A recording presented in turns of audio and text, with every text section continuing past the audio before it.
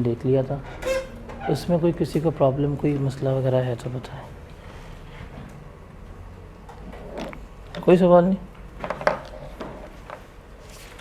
Light ठीक है, नज़र आ रहा है? इसके बाद हम चलते हैं cash flows from investing activities. Investing activities में कैश फ्लो जो होगा उसके बारे में हमने क्या करनी है, अब यहाँ पे बात करनी है। बिज़नेस से पैसा आ गया, पैसा आपके पास पड़ा हुआ है, अब आपने क्या करना है, अब आपने उस पैसे को यूटिलाइज़ करना है। यूटिलाइज़ आप उसको दो तरह से कर सकते हैं, पैसा लेके आए उस पैसे को कहीं पे इन्वेस्ट कर देंगे, या उस पैसे से क्या कर सकते हैं, आप फ़िक्स एसेट्स खरीद सकते हैं। ये दो किस्म की इसमें चीज़ें आती हैं। दो किस्म की आप काम कर सकते हैं, या तो आप फ़िक्स एसेट्स खरीद लेंगे, या आप कहीं पे जाके डिपॉजिट करवा लेंगे। आप कहीं पे जाके आप शेयर्स खरीद सकते हैं, आप जाके कोई डिबेंचर्स ले सकते हैं, कहीं पे आप जाके किसी किस्म की इन्वेस्टमेंट कर सकते हैं। तो यहाँ पे आप पैसे को लगा रहे हैं, और थोड़ा बहुत पैसा कहाँ पे बच जाएगा, लगा देंगे आप अपने वर्किंग कैपिटल में, लगा देंगे day to day operation generate करने के लिए। अब cash flow from investing activities में वैसे मैं आपको बता देता हूँ, नॉर्मली जो हमारी एक्टिविटीज़ होती हैं, जो cash flows from financing activities होती हैं ना, उसमें नॉर्मली हमारा कैश आउटफ्लो आता है, क्योंकि उसमें पैसा हमें रिसीव हो रहा होता है। आप कैपिटल रेज़ कर रहे हैं, आप लोन रेज़ कर रहे हैं, लोन की रिपेमेंट थोड़ी होती है, इसलिए वहाँ पे हमारा नॉर्मली क्या आ रहा होता है, कैश आउटफ्लो आ रहा होता है, सॉरी कैश इनफ्लो आ रहा होता है हमारा फाइनेंसिंग एक्टिविटीज़ में।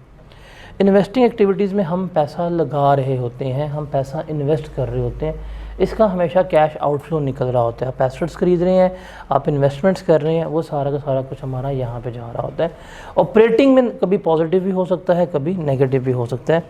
अब जब इन्वेस्टिंग एक्टिविटीज़ की बात करेंगे तो इसमें दो काम हो सकते हैं, या तो आप इसमें से एसेट्स खरीदेंगे, नॉन करंट एसेट्स, या आप क्या करेंगे, अदर इन्वेस्टमेंट्स कर रहे होंगे। अगर आप अदर इन्वेस्टमेंट्स करते हैं तो उसका अकाउंट कुछ ये बन रहा होता है कि इन्वेस्टमेंट्स अगर आपने फेयर वैल्यू पे की हुई हैं, आप उसका अकाउंट बनाते हैं, आपके पास ओपनिंग वैल्यू पता होती है कितनी है, क्लोजिंग पता होती है कितनी है। अगर फेयर वैल्यू गेन या लॉस आया होता है आपका, आप वो रिकॉर्ड कर लेते हैं। रिमेंबर, इन्वेस्टमेंट के ऊपर जो फेयर वैल्यू गेन होता है वो एक नॉन कैश आइटम होती है। पेपर में कभी भी गिवन कर सकता है कि आपकी इन्वेस्टमेंट है थी 1 लाख रुपए की थी, वो मैच्योर होकर 1,20,000 रुपये की होगी, या आपने 20,000 का गेन रिकॉर्ड कर लिया फेयर वैल्यू। क्या इस गेन से पैसा आया कोई? कैसे आया पैसा? आपने तो बेची नहीं है, आपकी जेब में पड़ा हुआ $1,000, डॉलर था 200 रुपये का, सुबह उठे 220 का हो गया, कुछ पैसा आया आपको? गेन तो हुआ ना, तो एक्चुअल गेन तो नहीं ना, तो इसका इनफ्लो तो कोई नहीं हुआ ना। तो ये नॉन कैश बेस आइटम है, ये दे सकता है आपको। वो करेंसी में आपकी इन्वेस्टमेंट, क्योंकि इसमें करेंसी जो है बड़ी हॉट चीज़ बनी हुई है, वो ये कह सकते हैं कि आपने इतने डॉलर रखे हुए थे, इन्वेस्ट किए हुए थे, सुबह उठे इतने डॉलर हो गए, इतने गेन आपके काउंटर ने प्रॉफिट एंड लॉस अकाउंट में रिकॉर्ड किया हुआ है, आप कैश फ्लो बना रहे हैं। आपको पता है वो नॉन कैश बेस्ड गेन है, उसका ट्रीटमेंट हम यहाँ पर नहीं ले रहे होंगे। उसके अलावा अगर आप कोई इन्वेस्टमेंट खरीदेंगे, एक मिनट, ये अकाउंट दूसरा प्लेस हुआ है, एक मिनट मुझे जाने दीजिए।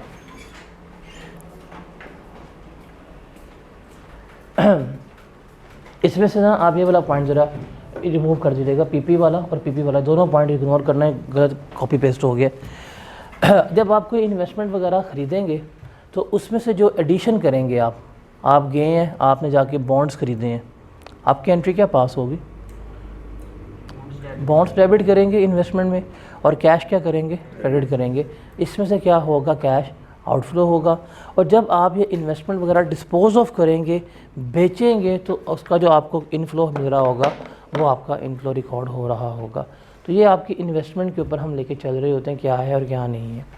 लेकिन इन्वेस्टमेंट बहुत सिंपल है, इसमें एग्जामिनर कोई कंफ्यूज नहीं करता। इन्वेस्टमेंट दो तरह की होती हैं, एक लॉन्ग टर्म होती हैं, एक शॉर्ट टर्म होती हैं। जो शॉर्ट टर्म इन्वेस्टमेंट है वो आपकी कैश एंड कैश इक्विवेलेंट में चली जाती है।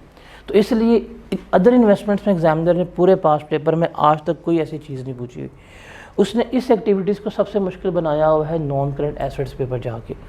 नॉन करंट एसेट्स जो है, बिकॉज आप IAS 16 पढ़ के आते हैं, IAS 16 को वो यहाँ पे अच्छा खासा पूछते हैं, क्योंकि आपके पास पैसा है, आपने पैसे को कहाँ पे इन्वेस्ट करना है? एसेट्स में लगाना है।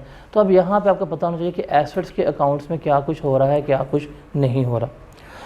इसमें सबसे आसान कैश फ्लो वो होता है जिसमें आपको एसेट्स की डिप्रिसिएशन गिवन होती है। आप ट्रायल बैलेंस पढ़ रहे हैं, डाटा पढ़ रहे हैं, अगर आपको एक्यूमुलेटेड डिप्रिसिएशन गिवन है तो सवाल बड़ा आसान है, कोई इसमें ऐसा वर्किंग नहीं है। सवाल मुश्किल होता है जब ये नेट बुक वैल्यू मेथड पे ले जाते हैं, जहाँ पे हमें डिप्रिसिएशन की वर्क बैक करके एडजस्टमेंट्स निकालनी पड़ती हैं। लेकिन अगर नॉर्मल बेस पे चलें तो जब भी आप एसेट्स खरीदेंगे आपका उसका कॉस्ट का अकाउंट बनाते हैं, उस अकाउंट में क्या कुछ आता है एसेट्स के अकाउंट में, आपने IAS 16 पढ़ा होगा। ओपनिंग बैलेंस होता है हमेशा, क्लोजिंग बैलेंस होता है। आपने कोई भी एसेट ख़रीदा हो वो आपकी क्या आती है, एडिशन आती है। ऐसे ही होता है। दिस इज़ द पॉइंट जहाँ पे एग्जामिनर बहुत ज़्यादा खेल रहा होता है। फॉर एग्ज़ाम्पल वो कहता है कि आपने 5 लाख रुपए की मशीनरी बाई की,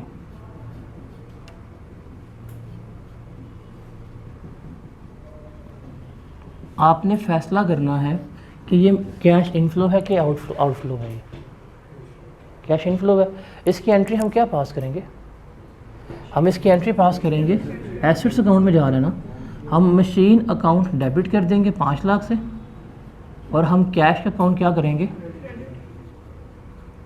5 लाख से हम क्रेडिट कर देंगे। इसका मतलब मैंने मशीनरी खरीदी है, ये चीज़ मुझे क्या शो कर रही है, कैश आउटफ्लो, मेरे बिजनेस में से पैसा गया है। ऐसे ही होगा, जब मैंने ये एंट्री पास की होगी तो मैं इस एसेट को उठा के यहाँ पे लिख लूँगा कि ये मेरी एडिशन हुई है। ऐसे ही है, ये कहानी आसान लगती है बट एग्जामिनर के पास यहाँ पे रूम होता है खेलने का। अब वो यहाँ पे क्या बात करेगा, वो यहाँ पे कह देगा machinery costing 5 lakh was purchased 200 rupees were paid in cash, remaining will be paid in 6 months। ये कह देगा। अब इस तरह की एडजस्टमेंट जब होती है ना, हम इसको क्या कर देते हैं, ओवरलुक कर देते हैं, हम पढ़ते नहीं है उसने क्या कहा है। हम टॉपिक का नाम क्या है, कैश फ्लो। कैश फ्लो में हमने देखनी है कैश का इनफ्लो, कैश का आउटफ्लो। इस ट्रांजैक्शन में मशीनरी कितने की आई है, 5 लाख की आई है। एसेट के अकाउंट में जब मैं यहाँ लिख रहा हूँगा मैं 5 लाख ही लिख रहा हूँगा कि मैंने 5 लाख के एसेट खरीदे। लेकिन क्या मेरे बिज़नेस में से 5 लाख रुपए गए हैं, मेरे बिज़नेस में कितने पैसे गए हैं, 2 लाख। तो इस केस में मेरा आउटफ्लो कितना होगा, 2 लाख होगा। 3 लाख मेरा पेएबल है, उधार है, तो इसलिए ये नहीं आएगा। This is one of the most favourite adjustment of examiner.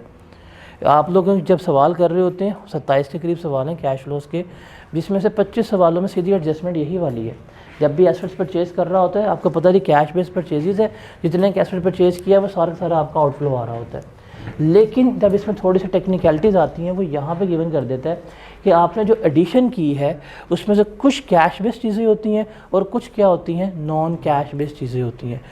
सवाल ध्यान से पढ़ना है कि एसेट परचेज़ हो रहा है, क्या उसमें कोई एलिमेंट उधार का शामिल तो नहीं, कोई एलिमेंट क्रेडिट का शामिल तो नहीं। अगर शामिल हुआ तो आपको देखना पड़ेगा कि कॉस्ट कैश बेस्ड एडिशन कौन सी है और नॉन कैश बेस्ड एडिशन कौन सी है।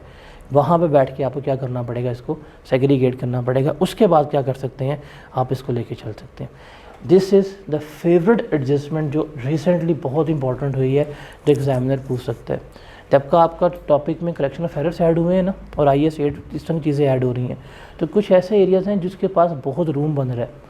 अब आप 27 अटेम्प्टों के पास पेपर प्रैक्टिस करके जाते हैं, आपको ये एडजस्टमेंट नहीं मिलेगी बीच में से।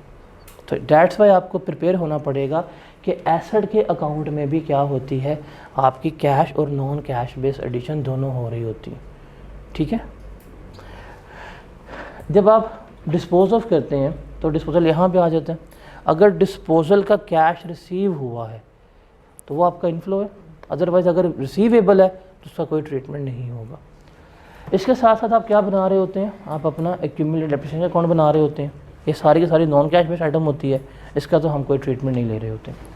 डिस्पोजल के अकाउंट में भी अब जहाँ पे 2-3 चीज़ें होती हैं, आपको डेप्रिसिएशन चार्ज कर रहे होते हैं, ट्रेडिंग अलाउंस चार्ज हो रहा होता है, लेकिन हमने देखना होता है डिस्पोजल में एक चीज़, अकाउंटिंग में जब आपका प्रॉफिट एंड लॉस अकाउंट बन रहा होता है, डिस्पोजल जब हम करते हैं तो हम वहाँ पे लिखते हैं गेन ऑन डिस्पोजल। ऐसे ही होता है, आप जब अकाउंटिंग में गेन ऐड करते हैं उसका मेन क्या होता है कि आपकी सेल प्रोसीड्स क्या थी लेस जो आपकी कॉस्ट होती है, ये आपका डिस्पोजल आया होता है। मतलब 5 लाख का एसेट बेचा, उसकी जो WDV थी आई थिंक वो 4 लाख थी, आपने 100 का गेन जो है वो क्या किया होगा, रिकॉर्ड किया होगा अपने प्रॉफिट एंड लॉस अकाउंट में। जब आपका प्रॉफिट एंड लॉस अकाउंट बन रहा है, उस प्रॉफिट एंड लॉस अकाउंट में अदर इनकम में आपने ये डिस्पोजल ऑफ एसेट्स में ये 1 लाख रुपए का गेन लिखा होगा, ऐसे ही होगा, प्रॉफिट में गेन होगा। अगर लॉस की एडजस्टमेंट हम करना चाहें तो लॉस में क्या होगा, 5 लाख माइनस 6 लाख, और यहाँ पे हमने क्या लिखा होगा, 1 लाख रुपए का लॉस जो है वो हमने कहाँ चार्ज किया होगा, इस प्रॉफिट एंड लॉस अकाउंट में चार्ज किया होगा। ध्यान से सोच के बताना, इस ट्रांजैक्शन में लाख के गेन का मतलब क्या, लाख रुपए का कैश इनफ्लो है। कैश इनफ्लो कितना हुआ है, 5 लाख का। यहाँ पे भी कैश इनफ्लो कितना हुआ है, 5 लाख का हुआ है। तो जब हम कैश फ्लो का सवाल कर रहे होते हैं, इसमें जो गेन या लॉस होते हैं ये हमारे लिए रेलेवेंट नहीं होते। हमने यहाँ पे सिर्फ क्या चीज़ देखनी होती है कि हमारा कैश इनफ्लो कितना हो रहा है। जो आपकी सेल प्रोसीड्स होंगी वही आपका क्या होगा, कैश इनफ्लो होगा। ऑपरेटिंग एक्टिविटीज़ में आप जो गेन ऑन डिस्पोजल है वो लेस करवा रहे होते हैं, लॉस ऑन डिस्पोजल जो है वो ऐड बैक करवा रहे होते हैं, और वहाँ पे कहते हैं जी नॉन कैश बेस आइटम है इसलिए हम ऐड या लेस करवा रहे हैं। But the thing is that कि गेन या लॉस जो है वो तो आपने कैलकुलेट की है। आप सवाल किसका कर रहे हैं, कैश फ्लो का। कैश फ्लो कितना है आपका, 5 लाख का। तो आपके लिए रेलेवेंट इस सवाल में क्या चीज़ होगी, ये 5 लाख होगी, कितना आपको इनफ्लो आ रहा है, वो जो इनफ्लो होगा वो आपका यहाँ पे रिकॉर्ड हो रहा होगा। तो कैश बेस्ड मूवमेंट को हमने क्या करना होता है, यहाँ पे रिकॉर्ड करना होता है। अब पेपर में पढ़ते हुए अगर डिप्रिसिएशन गिवन है, आपको एक्यूमुलेटेड डिप्रिसिएशन गिवन है, तो नॉन करंट एसेट्स की एडजस्टमेंट बड़ी आसान हो जाती है, लेकिन वो इतना तो आसान करता नहीं हमारे साथ। वो क्या करता है वो हमें गिवन करता है एक और, जब इसमें वो थोड़ी सी कम्प्लेक्स वैल्यू पे चला जाता है। पहला मॉडल था कि सिंपल एसेट्स को लेके चल रहा था कॉस्ट मॉडल के ऊपर, कोई रीवैल्यूएशन वगैरह शामिल नहीं थी। दूसरी कम्प्लेक्सिटी कहाँ पे लेके आएगा वो, जब रीवैल्यूएशन शामिल हो जाएगी, एसेट्स रीवैल्यूड अमाउंट पे लेके चल रहा है। जब एसेट्स आपके रीवैल्यूड अमाउंट पे जा रहे होते हैं तो पीपीई के अकाउंट में एक और चीज़ का इजाफा हो जाता है, वो क्या होता है, रीवैल्यूएशन सरप्लस या रीवैल्यूएशन लॉस जो हम चार्ज कर रहे होते हैं। ऐसे ही है। अब सरप्लस मुझे ये बताओ कि is it cash based item. Just take an example, आपकी पॉकेट में आज मोबाइल फ़ोन है, आपने साल पहले किसी कॉस्ट का लिया होगा, यू हैव एन आईफोन, 2018 में लिया था आपने आईफोन 10 80,000 रुपये का, आज वो 1 लाख रुपये का गेन हुआ है आपको। क्या वो गेन आपको रियलाइज़ हुआ है, कैश आया आपको, बट आपको पता है मैं जब भी मार्केट में जाऊंगा मुझे फ़ायदा होगा, ये तो आपको पता है ना। बट एज ऑफ टुडे आज आपकी जेब में लाख रुपए का आईफोन पड़ा हुआ है, लिया आपने 80 का था, बट वो जो 20 का गेन है वो कभी भी आपका रियलाइज़ नहीं हुआ, गेन तो रिकॉर्ड किया होगा। तो ये सरप्लस क्या होता है, हमारा नॉन कैश बेस्ड सरप्लस होता है। तो जब सरप्लस आ जाए तो हमें यहाँ पे भी देख के हमारे लिए रेलेवेंट क्या रहेगी, सिर्फ यही चीज़ रहेगी, पीपीए के अकाउंट में हमने निकालनी पड़ती है। अब एग्जामिनर ज़्यादा डिफ़िकल्टी पे जाएगा तो वो क्या करेगा, वो आपको इस पीपी के अकाउंट का ओपनिंग बैलेंस भी दे देगा, ये भी गिवन कर देगा, ये आपको गिवन होंगे, डिस्पोजल वगैरह गिवन कर देगा, सरप्लस भी गिवन कर देगा। ये जो चीज़ होगी ना, ये आपसे बैलेंसिंग निकलवा सकता है वो एग्जामिनर, यहाँ पे भी जा सकता है। आपको अगर 4 चीज़ें पता हैं तो आप एक अमाउंट जो है बैलेंसिंग फिगर की कैलकुलेट कर सकते हैं। दिस इज़ द थिंग जो एग्जामिनर पूछ रहा होता है। कॉस्ट मॉडल पे अगर पीपी का सवाल पूछे ना, वो आईएएस कैश फ्लो में कॉस्ट मॉडल पर लेके चले पीपी, तो कैश फ्लो बहुत आसान है, इससे आसान टॉपिक कोई नहीं है अगर कॉस्ट मॉडल पे, बिकॉज उसमें कोई कम्प्लेक्सिटी इन्वॉल्व नहीं होती। हमें पता है कि कॉस्ट मॉडल पे चल रहे हैं तो सिर्फ और सिर्फ ये एक चीज़ है जो मेरी कैश बेस्ड होगी, जो मुझे रेलेवेंट निकालनी होती है, लेकिन वो यहाँ नहीं जाता, वो यहाँ पे आ जाता है बुक वैल्यू के ऊपर। कल मैंने आपको कहा था कि बुक वैल्यू बेस आपने ये पढ़ के आना है कि अकाउंट कैसे बनता है, पढ़ के आए थे, पक्की बात है। तो जल्दी से ड्रॉ तो करना लेजर सिर्फ बुक वैल्यू पे। अगर आपका एक नॉन करंट एसेट है उसका बुक वैल्यू के ऊपर आप लेजर किस में बना सकते हैं, प्रॉपर्टी अकाउंट में क्या कुछ आएगा। 2 मिनट में ड्रॉ करें, मैं सबका चेक करता हूँ। मैं ज़रा अपनी स्क्रीन गाइड करता हूँ। बुक वैल्यू के ऊपर क्या बनेगा, जल्दी से ड्रॉ करना है। तो आपका सबसे आसान टॉपिक है जिसमें से आराम से आप मार्क्स आ जाते हैं। वैल्यू सिर्फ कॉपी पेस्ट होते हैं, सिर्फ कॉपी पेस्ट है। मेरा लैपटॉप ला सकते हो विद कनेक्टर लेके आना बैग में, नहीं लैपटॉप और कनेक्टर सिर्फ। ईपीएस सबसे आसान एरिया है, पर किसने क्या मुश्किल है। ना ना ना ना, मैं आपको ईपीएस साबित कर सकता हूँ। उसमें सिर्फ आपने टेबल के अंदर वैल्यूज़ लिखनी है, कैलकुलेटर से मल्टीप्लाई करना है, आपका एग्जैक्ट जवाब आता है। मार्जिनल एरर तो इसमें है ही नहीं। आप लोगों ने फॉर्मेट से नहीं किया होगा ना, रैंडम किया होगा। हर सवाल में जो जैसे एडजस्टमेंट आदि करते जाओ, कोई स्टैंडर्डाइज फॉर्मेट नहीं होगा ना, ऐसे ही है। बहुत आसान है ये तो ईपीएस। और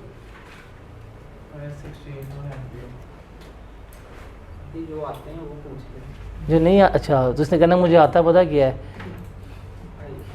conceptual framework.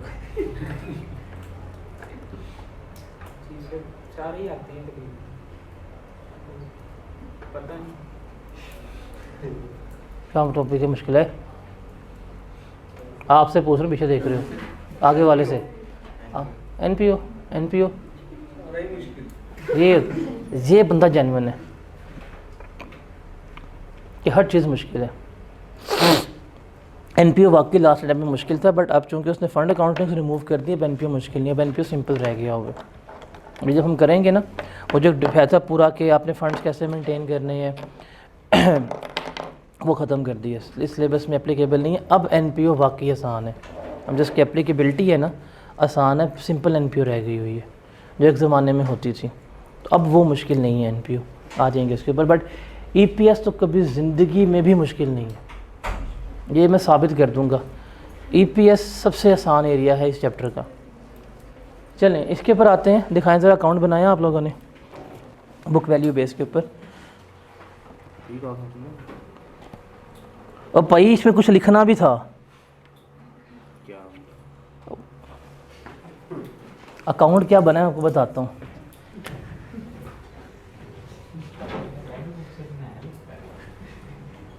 And account is ready. यहाँ पे खुदा के लिए कुछ तो लिखना होता है। दिखाएं ज़रा।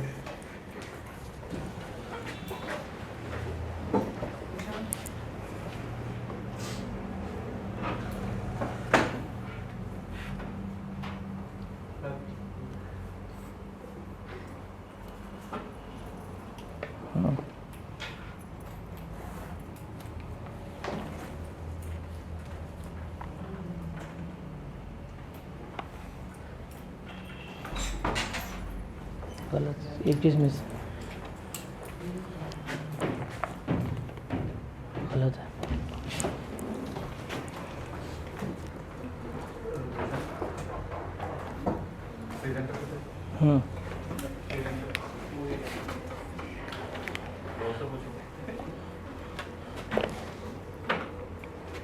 ठीक है, ये सबसे ज़्यादा डिटेल्ड अकाउंट है जो प्रॉपर्टी प्लांट एंड इक्विपमेंट का है। और न्यूमेरिकल क्वेश्चंस में सबसे ज़्यादा प्रैक्टिकेबल जो एरिया आता है वो यही आता है कि प्रॉपर्टी प्लांट एंड इक्विपमेंट का अकाउंट जो बना होता है वो बुक वैल्यू बना रहा होता है। बुक वैल्यू का मतलब क्या होता है कि जब भी उसने एसेट को लिखना है, उसने उसकी कॉस्ट लेस जो भी डिप्रिसिएशन है वो लेस करके जो भी उसकी बुक वैल्यू आती है उसके ऊपर क्या करना है, उसने अपना ये अकाउंट बनाना है। तो ये जो ब्रॉड डाउन आएगा किसके ऊपर होगा, हमेशा बुक वैल्यू के ऊपर होगा। जो कैरी डाउन होगा वो भी किसके ऊपर होगा, आपका नेट बुक वैल्यू पे चल रहा होगा। अब नेट बुक वैल्यू पे चल रहा है, इसमें एग्जामिनर के पास इतना रूम है खेलने के लिए। आपका पूरा जो ग्रुप सी है वो इसमें वो पूछ सकता है, पूरा ग्रुप सी। आप पेपर में करके जाएँ तैयारी आई है 16 की, वो यहाँ पे पूछ लेगा, क्या करेंगे फिर वो पूछ सकता है। इस एक अकाउंट में इन्वेस्टमेंट प्रॉपर्टीज़ की मूवमेंट आती है, ठीक है, गवर्नमेंट ग्रांट की एडजस्टमेंट यहाँ पे आ सकती है, आपको इम्पेयरमेंट यहाँ पे टेस्ट कर रहा होता है वो, इन्वेस्ट और उसके अलावा 16 पूरा यहाँ पे आ रहा था। तो जितने नॉन करंट एसेट्स के स्टैंडर्ड्स हैं वो सारे के सारे इस एक अकाउंट में आपको नज़र आ रहे होते हैं। अब क्या होगा, फॉर एग्जांपल आपने IAS 40 पढ़ी होगी, इतना तो पता होगा। आप IAS 40 से ट्रांसफ़र कर देते हैं IAS 16 में। आपने पहले प्रॉपर्टी कहाँ रिकॉर्ड की हुई थी, as a investment property record की हुई थी, आप उसको ऑनर ऑक्युपाइड कर लेते हैं। तो एसेट के अकाउंट में क्या यहाँ पे एडिशन आएगी? ये जो एडिशन है IAS 40 वाली, क्या इसमें कोई कैश फ्लो हुआ है? सोच के बताइएगा, कोई कैश फ्लो हुआ है, इनफ्लो आउटफ्लो हुआ है? कोई भी नहीं हुआ। आपने इन्वेस्टमेंट प्रॉपर्टी रिकॉर्ड की है लाख रुपए की, आपने लाख निकाला वहाँ से, आपने लाख इस अकाउंट में डाल दी है, मूवमेंट हुई है, कैश का इनफ्लो आउटफ्लो नहीं हुआ। तो एसेट के अकाउंट में अगर ट्रांसफ़र टू हो अपना क्या कहते हैं PPE, ये एक नॉन कैश बेस्ड ट्रांसफ़र है, इसका PPE पे कोई इम्पैक्ट नहीं आएगा।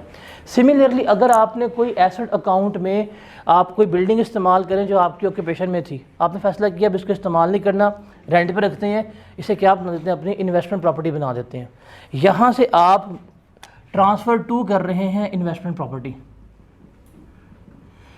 इस अकाउंट से आपने प्रॉपर्टी निकाल दी है, चली गई है, कोई पैसा आया, कोई इनफ्लो आउटफ्लो हुआ? नहीं हुआ।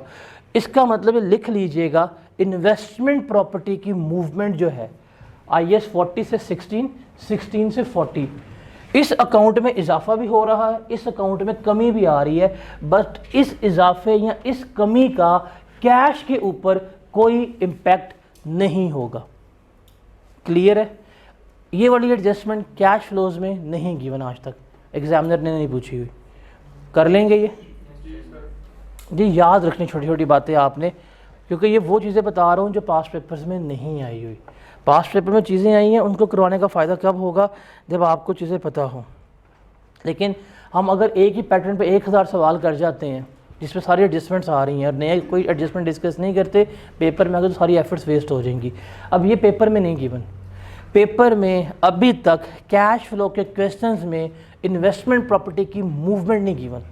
अगर वो इस अटैम्प्ट में आपको एक एडजस्टमेंट गिवन कर देता है कि अकाउंट बनाया हुआ है आपने बिल्डिंग का, आपके पास एक इन्वेस्टमेंट प्रॉपर्टी थी 2 करोड़ की, आपने वहाँ से बिल्डिंग में मूव कर दी है, मूवमेंट होगी, इस अकाउंट में इजाफा या कमी शो हो रही होगी, आपका ओपनिंग बैलेंस कुछ होगा, क्लोजिंग बैलेंस कुछ और हो गया होगा, मूवमेंट इसकी वजह से होगी। आपने क्या देखना है कि कैश बेस्ड मूवमेंट है कि नहीं है। ये कैश बेस्ड मूवमेंट नहीं होगी, इसका कोई किसी किस्म का इम्पैक्ट नहीं आ रहा होगा, तो 40 आ जाता है बीच में। उसके अलावा बोरिंग कॉस्ट आपने सुना होगा, जब हम बोरिंग कॉस्ट इनकर करते हैं तो वो हम वर्क इन प्रोसेस में डालते रहते हैं जब हमारी बिल्डिंग बन रही होती है। जब वर्क इन प्रोसेस हमारा कंप्लीट हो जाता है, जब बिल्डिंग बन जाती है, जो हम काम कर रहे हैं, तो वर्क इन प्रोसेस अकाउंट क्या होता है, हमारा क्रेडिट हो जाता है, और एसेट का अकाउंट हमारा क्या होता है, डेबिट होता है। जितना एसेट हमारा कंप्लीट होता जाता है, हम कहाँ चार्ज करते जाते हैं, एसेट के अकाउंट में चार्ज कर रहे होते हैं। वर्क इन प्रोसेस से एसेट के अकाउंट में मूवमेंट हो रही है, कोई कैश इनफ्लो हो रहा है? पेपर में ये भी गिवन आ सकता है आपको, पेपर में ये भी गिवन कर सकता है कि जी आपका साल के शुरू में 12 लाख रुपए का वर्क इन प्रोसेस था, चल रहा था, आप एक फ्लोर कंस्ट्रक्ट कर रहे थे, साल के एंड के ऊपर वो कंप्लीट हो गया। अब उससे सिर्फ कहना है कि आपका वर्क इन प्रोसेस कंप्लीट हो गया, उसके अलावा उसने कुछ नहीं कहना। अब वर्क इन प्रोसेस कंप्लीट का मतलब क्या है, अब वो काम पूरा हो गया, अब आपका फ्लोर बन गया हुआ है, अब आप उसे कहाँ पे लिखेंगे, जाके एसेट के अकाउंट में लिखेंगे। अब आप उसको फर्दर वर्क इन प्रोसेस के अकाउंट में नहीं लिख रहे होंगे। इसको लिखने की वजह से आपके अकाउंट में इजाफा हो रहा होगा, आपके अकाउंट में इंक्रीमेंट आ रहा होगा, बट ये इंक्रीमेंट का भी कोई कैश फ्लो नहीं होगा। इसका मतलब इन्वेस्टमेंट प्रॉपर्टी हो जाए, वर्क इन प्रोसेस हो जाए, या इन्वेस्टमेंट प्रॉपर्टी की तरफ ट्रांसफ़र हो जाए, इन 3 आइटम्स का कोई कैश के ऊपर इम्पैक्ट नहीं होता। ये थ्योरेटिकल आपसे पूछ सकता है, 4 नंबर की थ्योरी पूछ सकता है वो, कि PPE के अकाउंट में लिस्ट एनी 4 आइटम्स जिसका कोई कैश के ऊपर इम्पैक्ट नहीं होगा। उस वक्त आप ब्लैंक आउट हो जाएंगे, सिर्फ आप क्या लिख रहे होंगे, डेप्रिसिएशन। हालांकि इन्वेस्टमेंट प्रॉपर्टी की movement non cash, capital work in process की मूवमेंट नॉन कैश, रीवैल्यूएशन की मूवमेंट अपवर्ड हो जाए या डाउनवर्ड हो जाए, ये भी क्या है, ये नॉन कैश बेस्ड मूवमेंट्स हैं। इससे आपका PPE का अकाउंट इंक्रीज भी हो रहा होता है, PPE का अकाउंट डिक्रीज भी हो रहा होता है, बट इनका मेरे कैश के ऊपर कोई किसी किस्म का इम्पैक्ट नहीं हो रहा होता। Is that clear? ये थ्योरेटिकल 4 नंबर का सवाल आपसे पूछ सकता है, क्योंकि ये वो बातें हैं जो रेड बुक्स में गिवन है। रेड बुक्स में तलाश करते हुए टाइम लगना है। यहाँ पे अगर आप इन पॉइंट्स को लिख लेंगे ना और मेमोराइज कर जाएंगे, आप उस टाइम से सेव करके अपना सवाल कंप्लीट कर लेंगे 4 नंबर का रेडी कर। ठीक है, क्लियर है? ये थ्योरी आ सकती है, कैश फ्लो की थ्योरी पूछ सकता है, स्टैंडर्ड है ये, तो ये चीज़ आपने याद रखनी है। उसके अलावा इम्पेयरमेंट लॉस क्या कैश बेस्ड है? इम्पेयरमेंट लॉस भी एक नॉन कैश बेस्ड है। तो अगर उससे सारा कुछ गिवन किया है, आपके पास ओपनिंग बुक वैल्यू भी होगी, क्लोजिंग बुक वैल्यू भी होगी, इन्वेस्टमेंट प्रॉपर्टी से जो यहाँ पे आया एडिशन आ गई, वर्क इन प्रोसेस कंप्लीट हुआ यहाँ पे एडिशन आ गई, सरप्लस आया लिख लिया, डिप्रिसिएशन जितनी भी फोर्दाई होगी वो इस अकाउंट में चार्ज हो रही होती है, क्योंकि इसका अलग अकाउंट नहीं बनता, बुक वैल्यू पे हम लेके चल रहे होते हैं। इम्पेयरमेंट लॉस यहाँ पे आ जाएगा, डाउनवर्ड रिवैल्यूएशन भी है यहाँ पे चार्ज हो जाएगी। डिस्पोजल अगर होगा तो वो भी हम कहाँ पे निकाल देंगे, बुक वैल्यू पे निकाल रहे होंगे। सिर्फ हमने यहाँ पे जो एक चीज़ होगी वो कैश बेस्ड होगी, वो होगी सिर्फ एडिशन, जो हमने एसेट ख़रीदा होगा। एग्जामिनर ये नहीं बताएगा। एग्जामिनर क्या करता है, वो हमें ये नहीं पता कि कितने का सामान ख़रीदा है, वो मुझे ये भी बता देगा, मुझे ये भी बता देगा, मुझे ये भी बता देगा, और इसके बारे में पता क्या बताएगा कि कोई आपने एसेट ख़रीदा था, उसका पेएबल बैलेंस जितना भी है था उसका आपने इतना पे कर दिया। उसने इसकी टोटल अमाउंट नहीं बतानी, उसने कहना कि आपने एक एसेट ख़रीदा था, उसका जो भी बैलेंस था, इतना रिमेनिंग पेएबल था, आपने पे कर दिया। आपने निकालनी है टोटल कॉस्ट, तो फिर आप ये रिवर्स वर्किंग करते यहाँ पे जाएंगे और कैश बेस्ड आइटम निकाल के उसका इनफ्लो या आउटफ्लो रिकॉर्ड कर रहे होते हैं। अकाउंट्स यही है, अंग्रेज़ी भी यही होनी है, एडजस्टमेंट भी यही है। आउट ऑफ द वे कोई नहीं पूछ रहा, वो बस दिमाग को हाजिर रखना होता है कि उसने पूछा क्या। अब देखो इस अकाउंट में पता है डेबिट साइड पे क्या कुछ आ सकता है, यहाँ पता है क्या कुछ आ सकता है, यही चीज़ें हैं जो आपने क्या करनी है यहाँ पे पेश करनी है। डिस्पोजल आप रिकॉर्ड करते हैं बुक वैल्यू के ऊपर, लेकिन disposal is not your cash inflow. जो सेल प्रोसीड्स होंगी, जो आपको इनवॉइस मिल रही होगी, जो कैश मिल रहा होगा, वो आपका इनफ्लो होगा, आप उसे क्या कर रहे होंगे, रिकॉर्ड कर रहे होंगे। फिर जो कैपिटल वर्किंग प्रोसेस होते हैं, इसका जब हम अकाउंट बनाते हैं तो इसके अकाउंट में हम देखने होते हैं कि अभी तक वैसे पास्ट पेपर्स में कैपिटल वर्किंग प्रोसेस की भी कैश फ्लो में एडजस्टमेंट नहीं आई हुई। Capital working process borrowing cost में जाके अप्लाई हो सकता है कि बोरिंग कॉस्ट जब आप इनकर करते हैं साल के एंड पे सारी कॉस्ट कहाँ चार्ज कर देते हैं, कैपिटल वर्किंग प्रोसेस में चार्ज कर देते हैं। तो कैपिटल वर्किंग प्रोसेस का अकाउंट कुछ इस तरह से बनता है, होगा ओपनिंग कितना था कैपिटल वर्किंग प्रोसेस, क्लोजिंग कितना होगा, ये जितनी अमाउंट आपने एक्सपेंस आउट की होगी वो आपको बता देता है। कह देगा ये आपने इतने लाख रुपए लेबर पे लगाए हैं, इतने लाख रुपए आपने लगाए हैं मटेरियल पे, तो जितनी आपकी अमाउंट स्पेंडेड होगी वो आपको पता होगी। आप वो यहाँ पे चार्ज करेंगे तो जितना ट्रांसफ़र हो गया है पीपीई में वो आपको आ जाएगा। लेकिन वो क्या बताएगा आपको ये अमाउंट गिवन कर देगा, ये अमाउंट गिवन कर देगा, और प्रीवियस अकाउंट में जो आपने कैपिटल वर्किंग प्रोसेस से अमाउंट रिसीव की हुई थी ये बता देगा कि कितना काम कंप्लीट हुआ था। तो आप अगर ये अमाउंट लिखेंगे तो यहाँ पे कैपिटल वर्किंग प्रोसेस में इस साल कितने एक्सपेंसेस चार्ज किए हैं वो आपको आ जाएंगे। उसकी बेसिस के ऊपर अपना कैश बेस आप फ्लो रिकॉर्ड कर सकते हैं। ये एक वो चीज़ है जो अभी तक पास्ट पेपर में नहीं पूछी हुई कि वर्किंग प्रोसेस की मूवमेंट क्या होती है। ठीक है, कर लोगे। फेयर वैल्यू की हमने बात कर ली हुई है।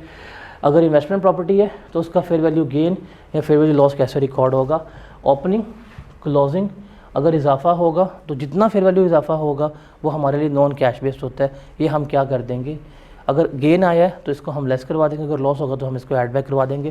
कैश इनफ्लो नहीं होता। अगर कोई एडिशन की है इन्वेस्टमेंट प्रॉपर्टी में, ख़रीदी है, एडिशन परचेज्ड, ये कैश इनफ्लो है। अगर डिस्पोज हुई है तो ये आउटफ्लो है। पीपीई में मूवमेंट होना या पीपीई से मूवमेंट होना, ये भी सारा क्या होगा, नॉन कैश बेस्ड होगा।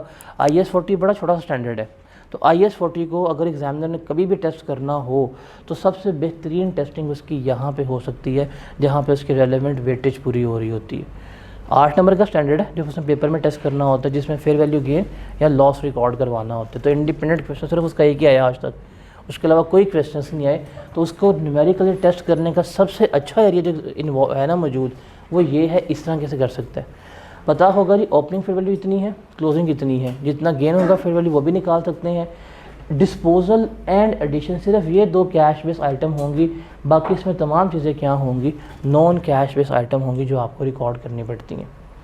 तो ये सिर्फ डिटेल है जो यहाँ पे सारी इन्वॉल्व होती है, जो मैक्सिमम डिटेल्ड है ना वो मैंने बता दी है। लेकिन जब आप cash flow from investing activities निकालेंगे ना, जितना कुछ यहाँ पे लिखा हुआ है ना, these are the maximum adjustment which is relevant to your syllabus. लेकिन ये सारे पेपर में नहीं पूछता। ये कितने पॉइंट लिखे हुए हैं, 4, 8, 10 पेपर में कोई से 3 या 4 एडजस्टमेंट्स गिवन होंगे आपको इन इन्वेस्टिंग एक्टिविटीज़ में। कौन कौन सी? अगर आपने कोई property, plant and equipment purchase किया है, ख़रीदा होगा। अब ख़रीदा निकाल लेंगे हम अकाउंट से, ये अकाउंट हम बनाएंगे, इन अकाउंट्स में से जितनी परचेजिंग होगी, कैश बेस परचेजेस होगी, वो निकाल लेंगे।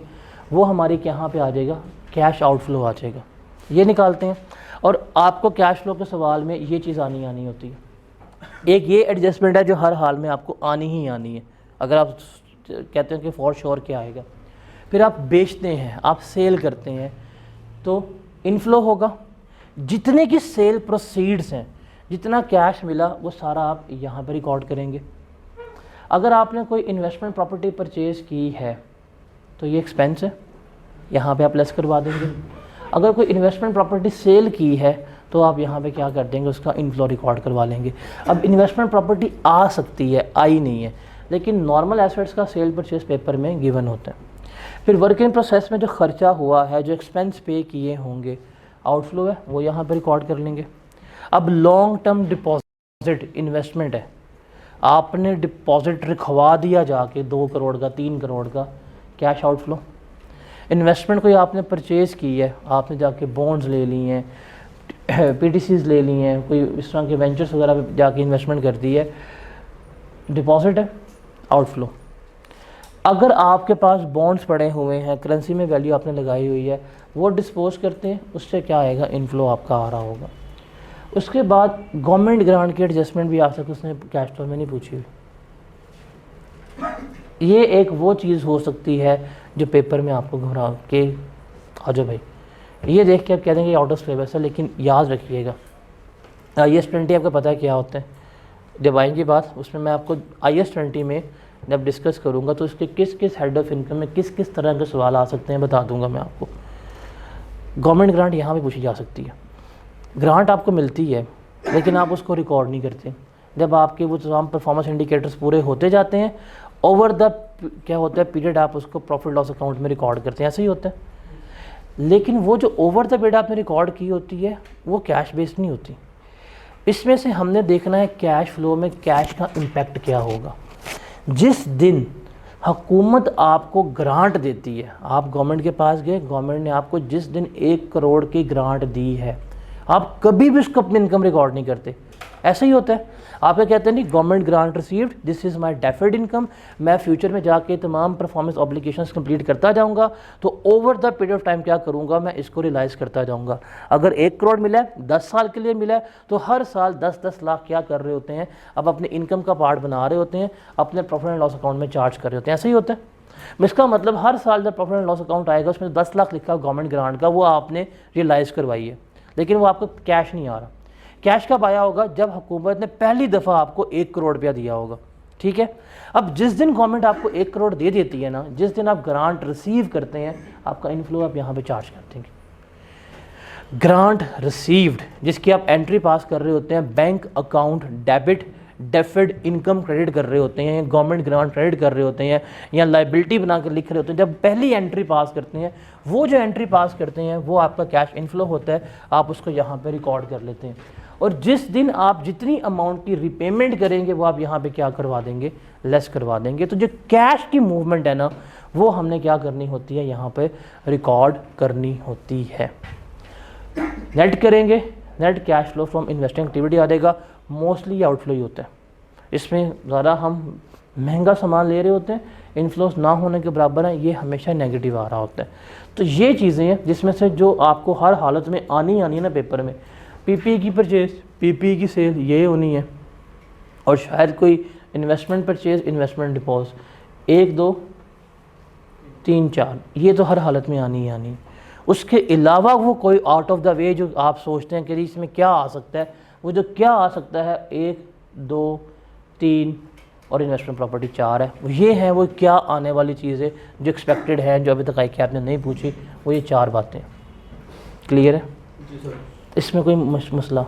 No sir. Stand short term investment होती है, अगर ये 3 मंथ से ज़्यादा होगी वो शॉर्ट टर्म इन्वेस्टमेंट का मेच्योरिटी पीरियड हम 3 मंथ का होगा, उससे बढ़िया तो फिर हम यहाँ पे ले जाएंगे। अगर उसने सर क्वेश्चन में मेंशन नहीं किया बताएगा, तो फिर वो बताता है। शॉर्ट टर्म इन्वेस्टमेंट वो हमेशा बताएगा। अगर उसने शॉर्ट टर्म का वर्ड लिखा, इसका मतलब इसकी मेच्योरिटी लेस देन 3 मंथ है, या ये रेडिली लिक्विडेबल है, जब चाहें आप इसे कैश में कन्वर्ट करा सकते हैं, तो आप उसको कैश एंड कैश में मिलेंगे। जैसे बॉन्ड्स होते हैं जो आपके पास होते हैं, ये शॉर्ट टर्म इन्वेस्टमेंट है। वो टाइम मेंशन नहीं करेगा, वो नाम मेंशन करेगा। इन्वेस्टमेंट जस्ट इन्वेस्टमेंट है, then it will be long term. अगर शॉर्ट टर्म इन्वेस्टमेंट है तो वो लिख देगा, अदरवाइज वो कुछ भी मेंशन नहीं करता ना। आपको उसने बैलेंस शीट गिवन की हुई है, बैलेंस शीट में आपने करंट पोर्शन में जाना है और आ जाना है आपने नॉन करंट पोर्शन में। अगर बैलेंस शीट में नॉन करंट एसेट्स में कोई इन्वेस्टमेंट लिखी हुई है, इसका मतलब वो कौन सी है? लॉन्ग टर्म में है। अगर कोई करंट एसेट्स में लिखी है तो वो शॉर्ट टर्म इन्वेस्टमेंट होगी, वो आपने यहाँ पे लिख लेनी है। तो ये चीज़ आपको बताएगा, वो यहाँ पे एम्बिगुअस कभी नहीं रह सकता। तो ये भी हो गया हमारा, फाइनेंसिंग भी हो गई, इन्वेस्टिंग भी हो गई। पेपर में कैश फ्लो का सवाल कर रहे हैं ना, आप इसको इस अप्रोच से करना है आप लोगों ने। जैसे मैं चलता हूँ फॉर्मेट पे पहले,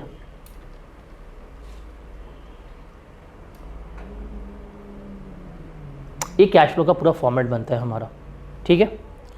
सबसे बड़ा अजाब लगता है हमें ऑपरेटिंग एक्टिविटीज़, क्योंकि हमने सवाल स्टार्ट कहाँ से करना होता है? ऑपरेटिंग से। वहाँ फंस के ज़िंदगी ख़त्म हो जाती है। मैंने कल भी समझाया था, ये सवाल आपने ये फॉर्मेट लिखा, कंपनी का नाम सब कुछ लिखा, हेडिंग दे दी, प्रॉफिट बिफोर टैक्स अगर गिवन है तो लिख लिया, अगर नहीं गिवन तो ठीक है, मसला होगा, क्योंकि एक दो सवाल में मसला है जिसमें प्रॉफिट फाइंड आउट करना होता है। आप चले जाते हैं नेक्स्ट पेज में, कैश एंड कैश इक्विवेलेंट लिखा होता है, वो लिखोगे, 1000 नंबर सिक्योर हो जाएगा। उसके बाद फाइनेंसिंग एक्टिविटीज़ सबसे ज़्यादा इजी होती हैं सवाल में। सबसे ज़्यादा जो इजी एक्टिविटीज़ है वो कौन सी होंगी? फाइनेंसिंग, लोन ऑब्टेन्ड होगा या शेयर इशू होगा, दैट्स इट। आप ये लिख लेंगे, ये 2-3 मिनट में लिख के आप यहाँ पे लिख सकते हैं कितनी आएंगी। उसके बाद जो उससे थोड़ी सी मुश्किल होती हैं, जिसमें वर्किंग कम है, वो है आपकी इन्वेस्टिंग एक्टिविटीज़। अगर आप इन्वेस्टिंग एक्टिविटीज़ को कर लेते हैं तो उसमें से डेप्रिसिएशन की एडजस्टमेंट निकल के आपकी ये तमाम चीज़ें ऑटोमेटिकली कैलकुलेट हो गई होती हैं। जब आप इनकी वर्किंग्स कर रहे होते हैं ना, इनकी वर्किंग से चीज़ें निकलनी है, वो यहाँ पे आनी होती हैं। इंटरेस्ट यहाँ पे आना है, डेप्रिसिएशन यहाँ पे आनी है, लॉस ऑन डिस्पोजल यहाँ पे आना है, गेन ऑन डिस्पोजल यहाँ पे आना है। तो आप इनको कंप्लीट करेंगे ना जब, तो इनकी वजह से 80% आपकी ये चीज़ें भी क्या हो गई होंगी? कंप्लीट हो गई होंगी। तो सेल जब आप कैश फ्लो के सवाल प्रैक्टिस भी करें ना, आप इनको इस अप्रोच से करके देखें।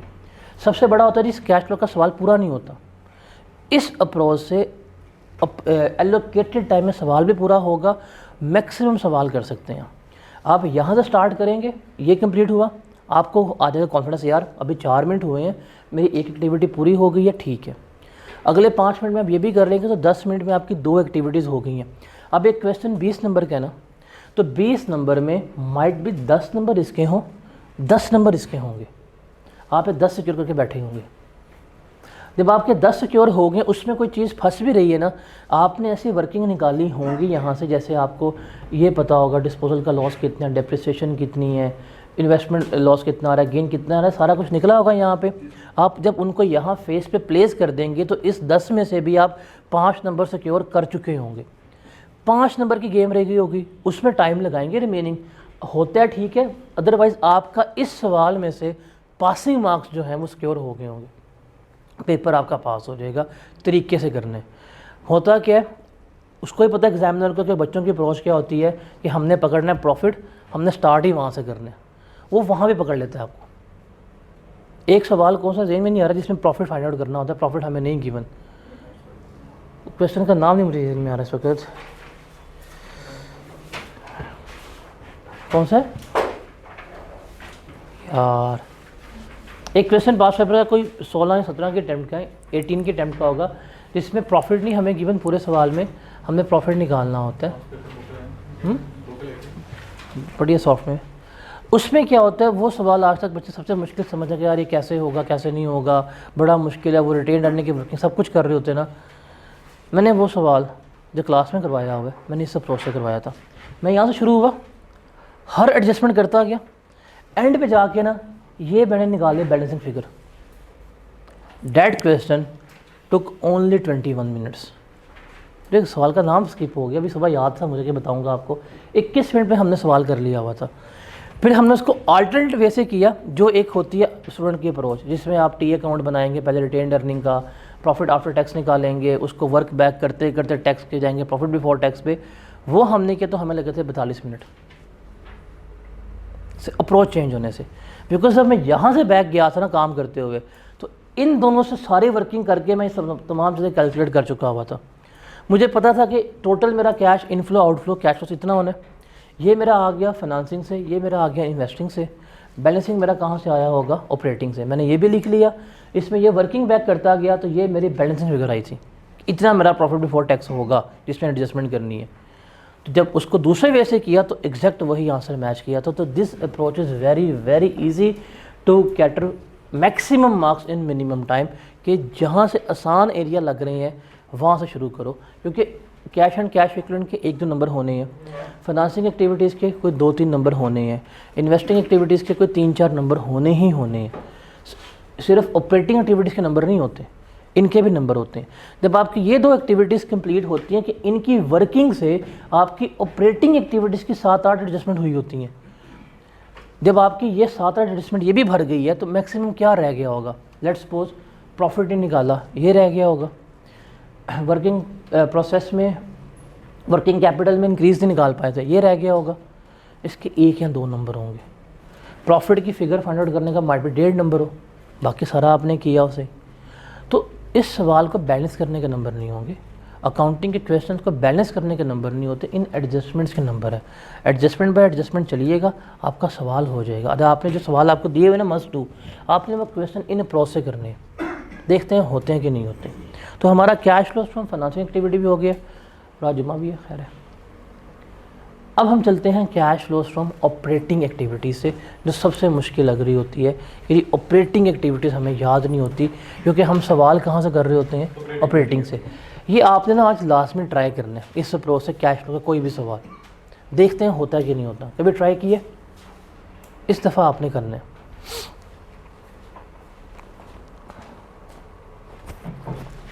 आपकी अप्रोच वही standard approach, profit before tax लिखेंगे, रट्टा लगा होगा फॉर्मेट का, जो चीज़ आ रही है लिखी जाओ लिखी जाओ लिखी जाओ, जहाँ फंस गए आप सोचते रहेंगे और टाइम पूरा हो जाएगा। ऐसा ही करते हैं, ऐसे नहीं कर। तो ठीक है ना, आप जब रिवर्स से आ रहे हैं, जो एडजस्टमेंट हो रही है उसके वर्किंग बनाते जा रहे हैं ना आप, तो अल्टीमेटली जब आप यहाँ पे पहुँचेंगे आपकी 80% वर्किंग भी कंप्लीट हुई होगी जो यहाँ पे रिक्वायर्ड है आपको। वो अकाउंट्स ईजी हैं, उन अकाउंट्स के ईजी बैलेंसेस से इनके मुश्किल बैलेंसेस निकले होते हैं। ये बड़ा इफेक्टिव वे होता है इनको चीज़ों को लेके चलने का। आप जब जाएंगे ना FR2 में, इंशाल्लाह नेक्स्ट टाइम आप FR2 पढ़ रहे होंगे, वहाँ पे सबसे मुश्किल टॉपिक है कंसोलिडेशन का। वो बहुत बड़ा अजाब लगता है कि वो नहीं होता, उसको भी इस अप्रोच से करिएगा, आपके लिए ज़िंदगी आसान हो। ये 2 सवाल ऐसे होते हैं जो आप इस अप्रोच से आई कैप में टैली कर सकते हैं। आई कैप के सोल्यूशन के साथ एग्जैक्ट सोल्यूशन मैच कर जाते हैं। कंसोलिडेशन वहाँ पे, कैश फ्लो यहाँ पे। इस प्रोसेस पर करेंगे, मिनिमम टाइम में मैक्सिमम क्वेश्चन आपका अचीव हो जाता है। ठीक है, उस वक्त मुझे याद कीजिएगा जब आप वो कर रहे होंगे कंसोलिडेशन।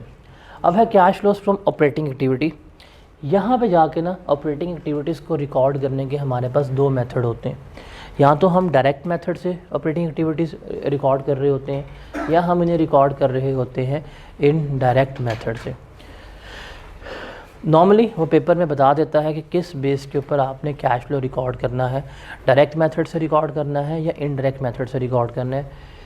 इस बारी काफ़ी ज़्यादा फीलर आ रहा है कि वो माइट भी कैश फ्लो में से डायरेक्ट मेथड की ऑपरेटिंग एक्टिविटीज़ 8 नंबर का शॉर्ट क्वेश्चन पूछ ले। इस दफ़ा बहुत उम्मीद है कि कैश फ्लोज में से वो डायरेक्ट मेथड में से 8 नंबर की सिर्फ़ और सिर्फ ऑपरेटिंग एक्टिविटी पूछ सकते हैं, क्योंकि उसने ये कहीं नहीं कहा हुआ कि मैं कैश फ्लो में से 20 नंबर का ही सवाल पूछूंगा। उसने अप टू 20 का है ना, वो 4 नंबर की थ्योरी पूछ ले, वो उसको पूछा ही ना, वो इसमें से MCQs पूछ ले, उसकी मर्ज़ी है। तो ये ऑपरेटिंग एक्टिविटी भी खाली पूछ सकता है, बिकॉज जो बड़ा एरिया है, जो आपका सेक्शन B है, उसमें इस दफ़ा काफ़ी सवाल ऐसे हैं जो पूछ सकते हैं। लास्ट टाइम रेशोज़ जिसने पूछी थी, नहीं पूछी थी, और भाई बड़े सवाल की गल कर रहे हैं, नहीं पूछी थी, हालांकि उसका टेस्टिंग लेवल 2 है, अप टू 20 मार्क्स टेस्ट होनी चाहिए। पास पेपर रेशो के भरे हुए हैं 15 नंबर 20 नंबर 15 नंबर 20 नंबर के, जिसमें सबसे मुश्किल सवाल है एपीवेक लिमिटेड वाला, जो किसी को समझ नहीं आती क्या हो रहा है क्या नहीं हो रहा। वो 15 नंबर का सवाल है तकरीबन, उसने नहीं पूछा, इस दफ़ा पूछेगा वो। रेशो इस दफ़ा कंफर्म वाजिब है आप लोगों के ऊपर, उसमें से मार्क्स लेना, उसने लाजमी लॉन्ग में ले जानी है, क्योंकि उसने अपने ग्रेड को भी जस्टिफाई करना होता है कि अगर वो एक टॉपिक को लीस्ट इंपॉर्टेंट लेके चलेगा, बच्चे उसको छोड़ना शुरू करेंगे, उसने पकड़ लेनी है। तो इस दफ़ा रेशो के आने के चांसेस लॉन्ग में ज़्यादा हैं, इसकी डायरेक्ट मेथड के शॉर्ट में आने के चांसेस ज़्यादा हैं, 8 नंबर के करीब सवाल पूछ सकता है ये, ठीक है। डायरेक्ट मेथड क्या होता है, सबसे पहले हम इसको देखते हैं, ये बड़ा आसान है। इसमें आपने क्या करना होता है, इसमें आपने ऑपरेटिंग एक्टिविटीज़ कैलकुलेट करनी है, लेकिन आपने जो कैश रिसीट्स आपके ऑपरेशन से हो रही है आपने वो कैलकुलेट करनी है सीधी सीधी। मतलब आपने कस्टमर से जो कैश रिसीव करना है वो देखना है, जो सप्लायर्स को पेमेंट की होगी आउटफ्लो होगा वो निकालना है, जो एम्प्लॉयज़ को पे किया होगा उसको निकालना है, जो एक्सपेंसेस पे किए होंगे वो आपने निकालना है। ये 4 करेंगे तो आपका कैश जनरेटेड फ्रॉम ऑपरेशंस आ जाएगा। अगर हम इनके अकाउंट्स की बात करें तो ये 2 अकाउंट्स जो हैं वो कंपलसरी हैं। अगर आप डायरेक्ट मेथड पे हैं तो ये 2 अकाउंट्स तो कंपलसरी हैं। सबसे पहले आप बनाएंगे डेटर का अकाउंट जो आपका बन रहा होगा, उसमें आपका ओपनिंग बैलेंस होगा, क्लोजिंग बैलेंस होगा। वो सवाल में बता देगा कि सेल्स की गई हैं, बता देगा कैश बेस सेल्स जितनी है, नॉन कैश बेस सेल्स जितनी है, उधार पे इतना किया है, आप वहाँ पे सेल्स लिखेंगे। और कोई एक्चुअल बैड डेट्स हुए हैं फॉर द ईयर आप वो यहाँ पे लेस करवा देंगे। अगर उसने एक्चुअल बैड डेट्स नहीं बताए, उसने बैड डेट्स की बताई है प्रोविज़न ओपनिंग क्लोजिंग, तो आप प्रोविज़न में से वर्क बैक करते हुए यहाँ से निकालेंगे बैड डेट कितने चार्ज किए हैं आपने फॉर द ईयर इस अकाउंट में। तो जो आपको कैश रिसीव हुआ होगा डेटर के अकाउंट से वो आप यहाँ पकड़ेंगे और कहाँ पे लिख लेंगे, यहाँ पे लिख लेंगे कि इतनी रिसीट्स मुझे हुई हैं। तो डेटर के अकाउंट से रिसीट्स आपकी इनफ्लो होती हैं। सबसे आसान डायरेक्ट मेथड में वर्किंग किसकी होती है कि रिसीट फ्रॉम कस्टमर्स की होती है, सबसे आसान वर्किंग इसकी है। इसके बाद जो इस पूरे डायरेक्ट मेथड में सबसे जो कम्प्लेक्स एरिया होता है वो है सप्लायर्स की पेमेंट निकालने का। यहाँ पे वो करता है आपको घुमाता है, आपने देखना है कि आपने सप्लायर को कितनी पेमेंट की है वो चीज़ आपने निकालनी, ठीक है। उसमें से फिर अकाउंट गलत बन गया, नहीं ये दिलाना था क्लोजिंग बैलेंस। उसमें से आपने क्या करना होता है, आपके पास होगा सप्लायर्स का ओपनिंग बैलेंस और क्या होगा क्लोजिंग बैलेंस। लेकिन जब भी आप इसका अकाउंट बनाएंगे साथ आप इन्वेंट्री का अकाउंट लाजमी बनाएंगे। इन्वेंट्री के अकाउंट के बिना आप कभी भी सप्लायर का अकाउंट नहीं बना रहे होंगे, ये चीज़ आपने याद रखनी है। और पहले आप इन्वेंट्री का अकाउंट बनाएंगे फिर आप कहाँ पे जाएंगे, सप्लायर के अकाउंट पे जाएंगे। अब इन्वेंट्री के अकाउंट में ना वो आपको बता देगा कि आपका ओपनिंग स्टॉक कितना था, वो गिवन होगा, आप लिख लेंगे ओपनिंग स्टॉक कितना था। आपका क्लोजिंग स्टॉक कितना होगा वो ये भी बता देगा। फिर वो आपको कहेगा जी कॉस्ट ऑफ सेल्स। अब वो कॉस्ट ऑफ सेल्स पे आपको थोड़ा सा अगर उसका ज़रा मूड है आपको तंग करने का, वो यहाँ पे बता देगा। वो कह देगा जी टोटल सेल्स आपकी है थी माइट बी 1 मिलियन की, टोटल सेल्स वो कह देगा 1 मिलियन की थी, और कॉस्ट ऑफ सेल्स के बारे में कुछ नहीं बताएगा आपको। जो उसकी प्रॉफिटेबिलिटी रेशो है जीपी रेशो गिवन कर देगा। उसकी बेसिस पे क्या करना होगा, आपने उसकी कॉस्ट ऑफ सेल्स जो है निकालनी होगी। कभी इस अप्रोच से सवाल किए नहीं किया हुआ, वाकई नहीं किया हुआ। सेल्स गिवन कर देगा, कॉस्ट ऑफ सेल्स आपने निकालनी है, उसने कुछ नहीं बताया हुआ आपको, opening stock closing stock purchases further कुछ नहीं बताया हुआ, तो वो आपको ये पूछ सकते हैं। ये नहीं पता आप लोगों को, जीपी बता देगा परसेंटेज के ऊपर। मम्मा पूरी गल सुन ले, ये रेड बुक नहीं लिखी हुई।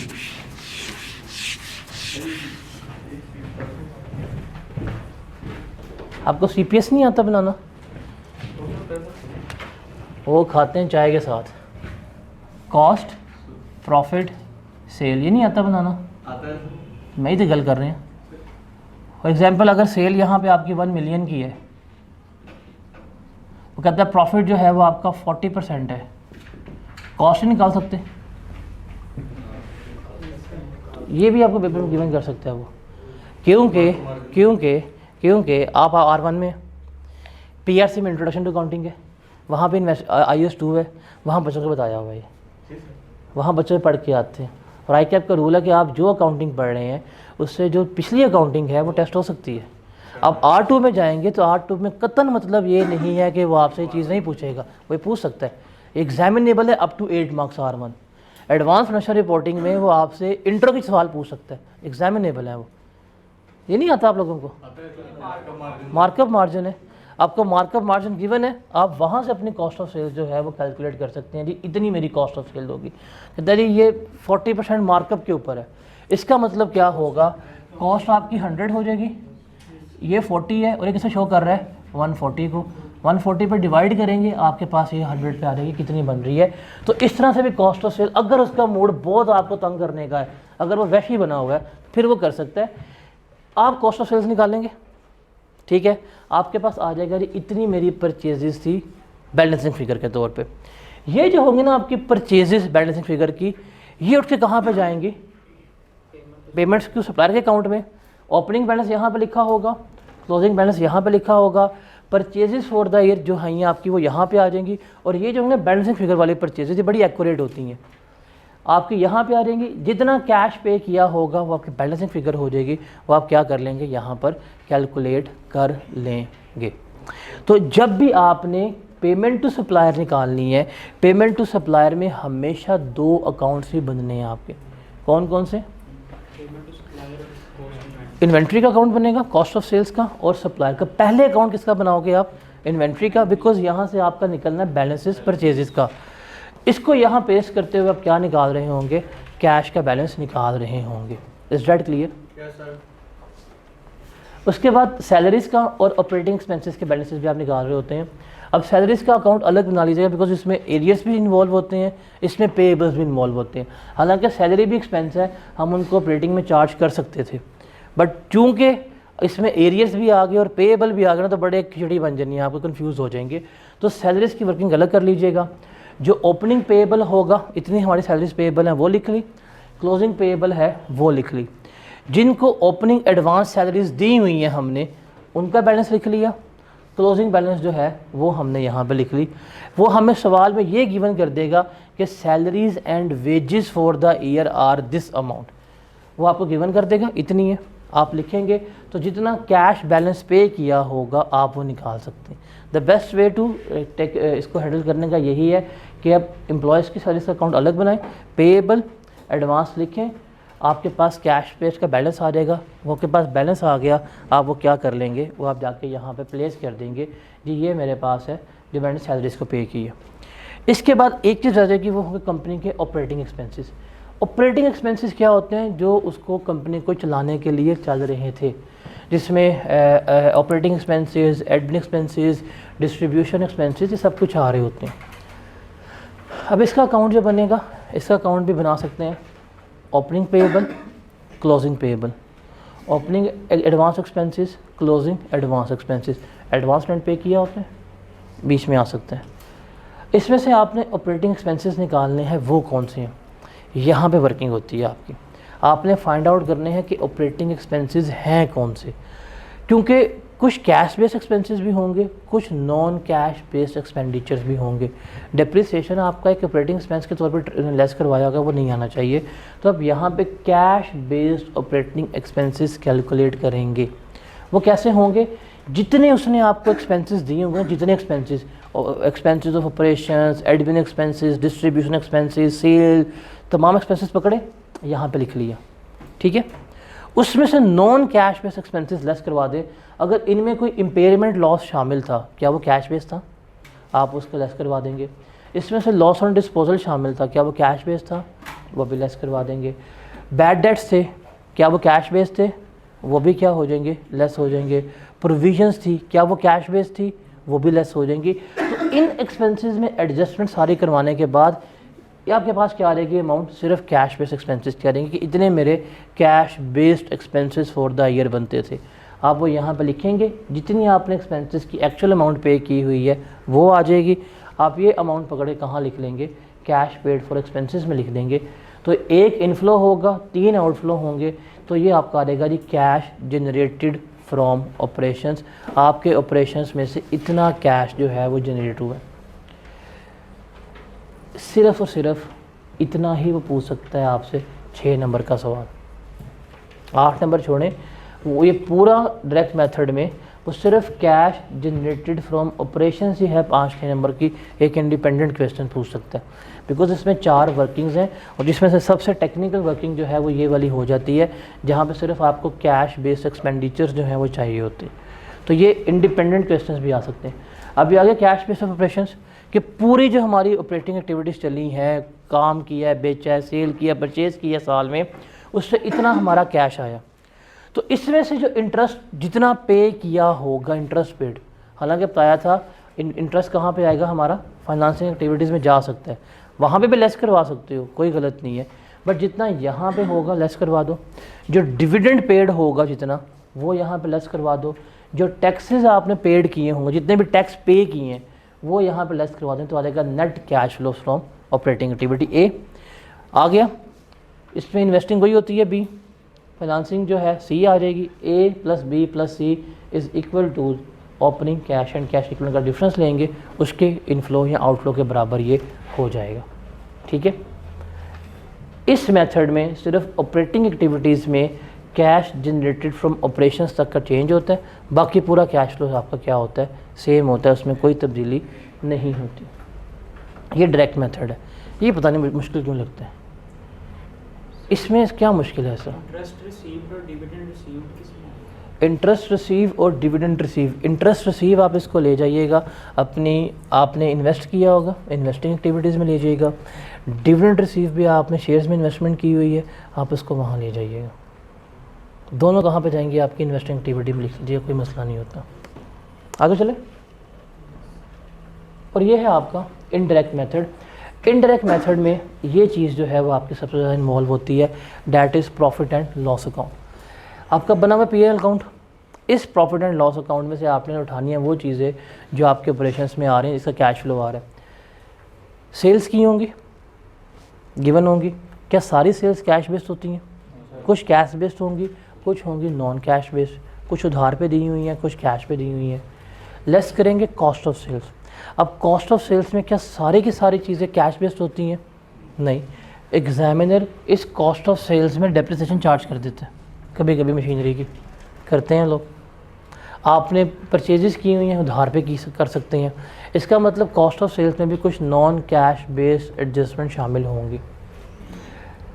फिर एडमिनिस्ट्रेटिव एक्सपेंसेस, इसमें भी कुछ पेबल्स होंगे, आपने एक्सपेंसेस वगैरह पे नहीं किए होंगे, तो ये आपके आ जाएंगे लेस करने के बाद प्रॉफिट फॉर ऑपरेशंस। उसके बाद आप लेस करेंगे other expenses, other income add करेंगे, नेट प्रॉफिट बिफोर टैक्स आ जाएगा।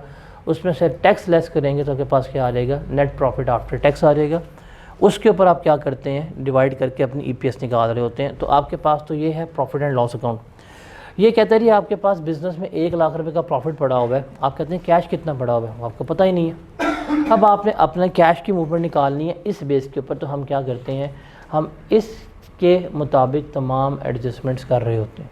ठीक है, सबसे पहले एडजस्टमेंट्स जो पेपर में से नॉर्मली जो गिवन करता है वो आपको नेट प्रॉफिट बिफोर टैक्स पे गिवन करते हैं, प्रॉफिट आफ्टर टैक्स पे गिवन करता है। बिकॉज सवाल हमने कहाँ से शुरू करना होता है? प्रॉफिट बिफोर टैक्स से ही शुरू करना होता है। अगर वो ये ना गिवन करे और हमें टैक्स की अमाउंट बता दे तो हम उसकी वर्क बैक करते हुए प्रॉफिट बिफोर टैक्स जो है वो कैलकुलेट कर सकते हैं। इतना हमारा प्रॉफिट बिफोर टैक्स था। अब आगे प्रॉफिट बिफोर टैक्स, इसमें हमने एडजस्टमेंट्स करनी है। अब एडजस्टमेंट्स क्या करेंगे, इसमें जो नॉन कैश बेस्ड आइटम्स हैं जिसमें एक्रूवल्ड हैं, इस तरह की चीज़ें हैं, वो सारी हमने लेस करवानी है। सबसे पहले हम लेस करेंगे डेप्रिसिएशन, ऐड बैक करेंगे डेप्रिसिएशन। ये चीज़ें क्या होंगी? Add back. अब देखें, जब ये प्रॉफिट आया था, इस पे वापस चलते हैं, जब मेरे पास ये प्रॉफिट आया था, इस प्रॉफिट को कैलकुलेट करते हुए क्या ये डेप्रिसिएशन लेस हुई थी? यहाँ पे, यहाँ पे क्या होगी? ऐड बैक होगी। डेप्रिसिएशन को हम ऐड बैक क्यों कर रहे होते हैं? एनीवन? डेप्रिसिएशन को हम ऐड बैक क्यों कर रहे होते हैं?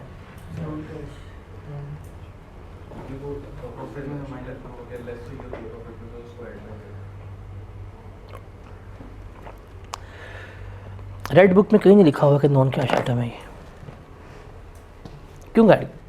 लॉजिक नहीं पता इसकी आपको, रीज़न क्या रीज़न है?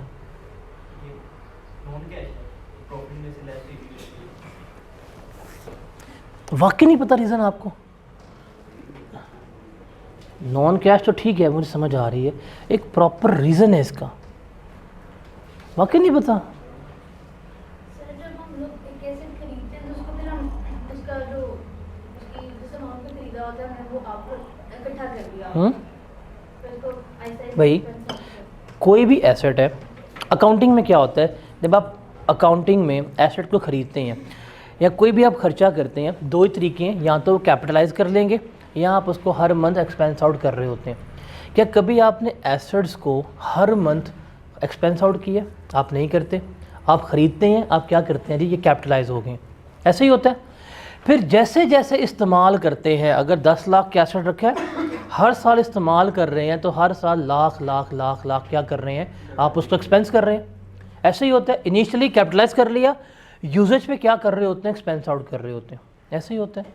इसमें क्या हो रहा है, इसमें ज़रा मैं आपको वापस लेके चलता हूँ यहाँ पे।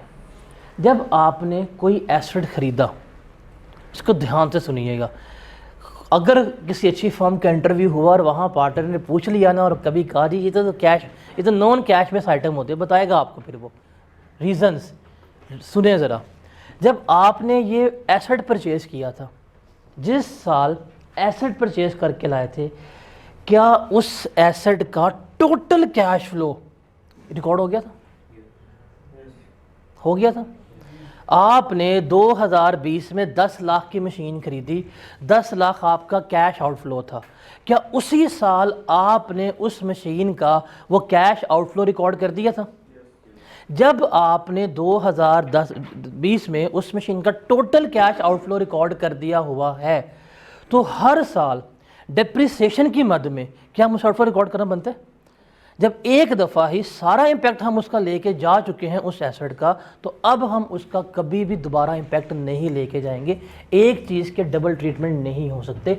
नॉन कैश बेस आइटम तो है वो बिल्कुल ठीक है, but the real thing is that जब मैंने ये एसेट ख़रीदा था उस वक्त मैं सारे का सारा इसका जो कैश फ्लो का इम्पैक्ट था वो मैं चार्ज कर चुका हूँ, आउटफ्लो रिकॉर्ड कर चुका हूँ।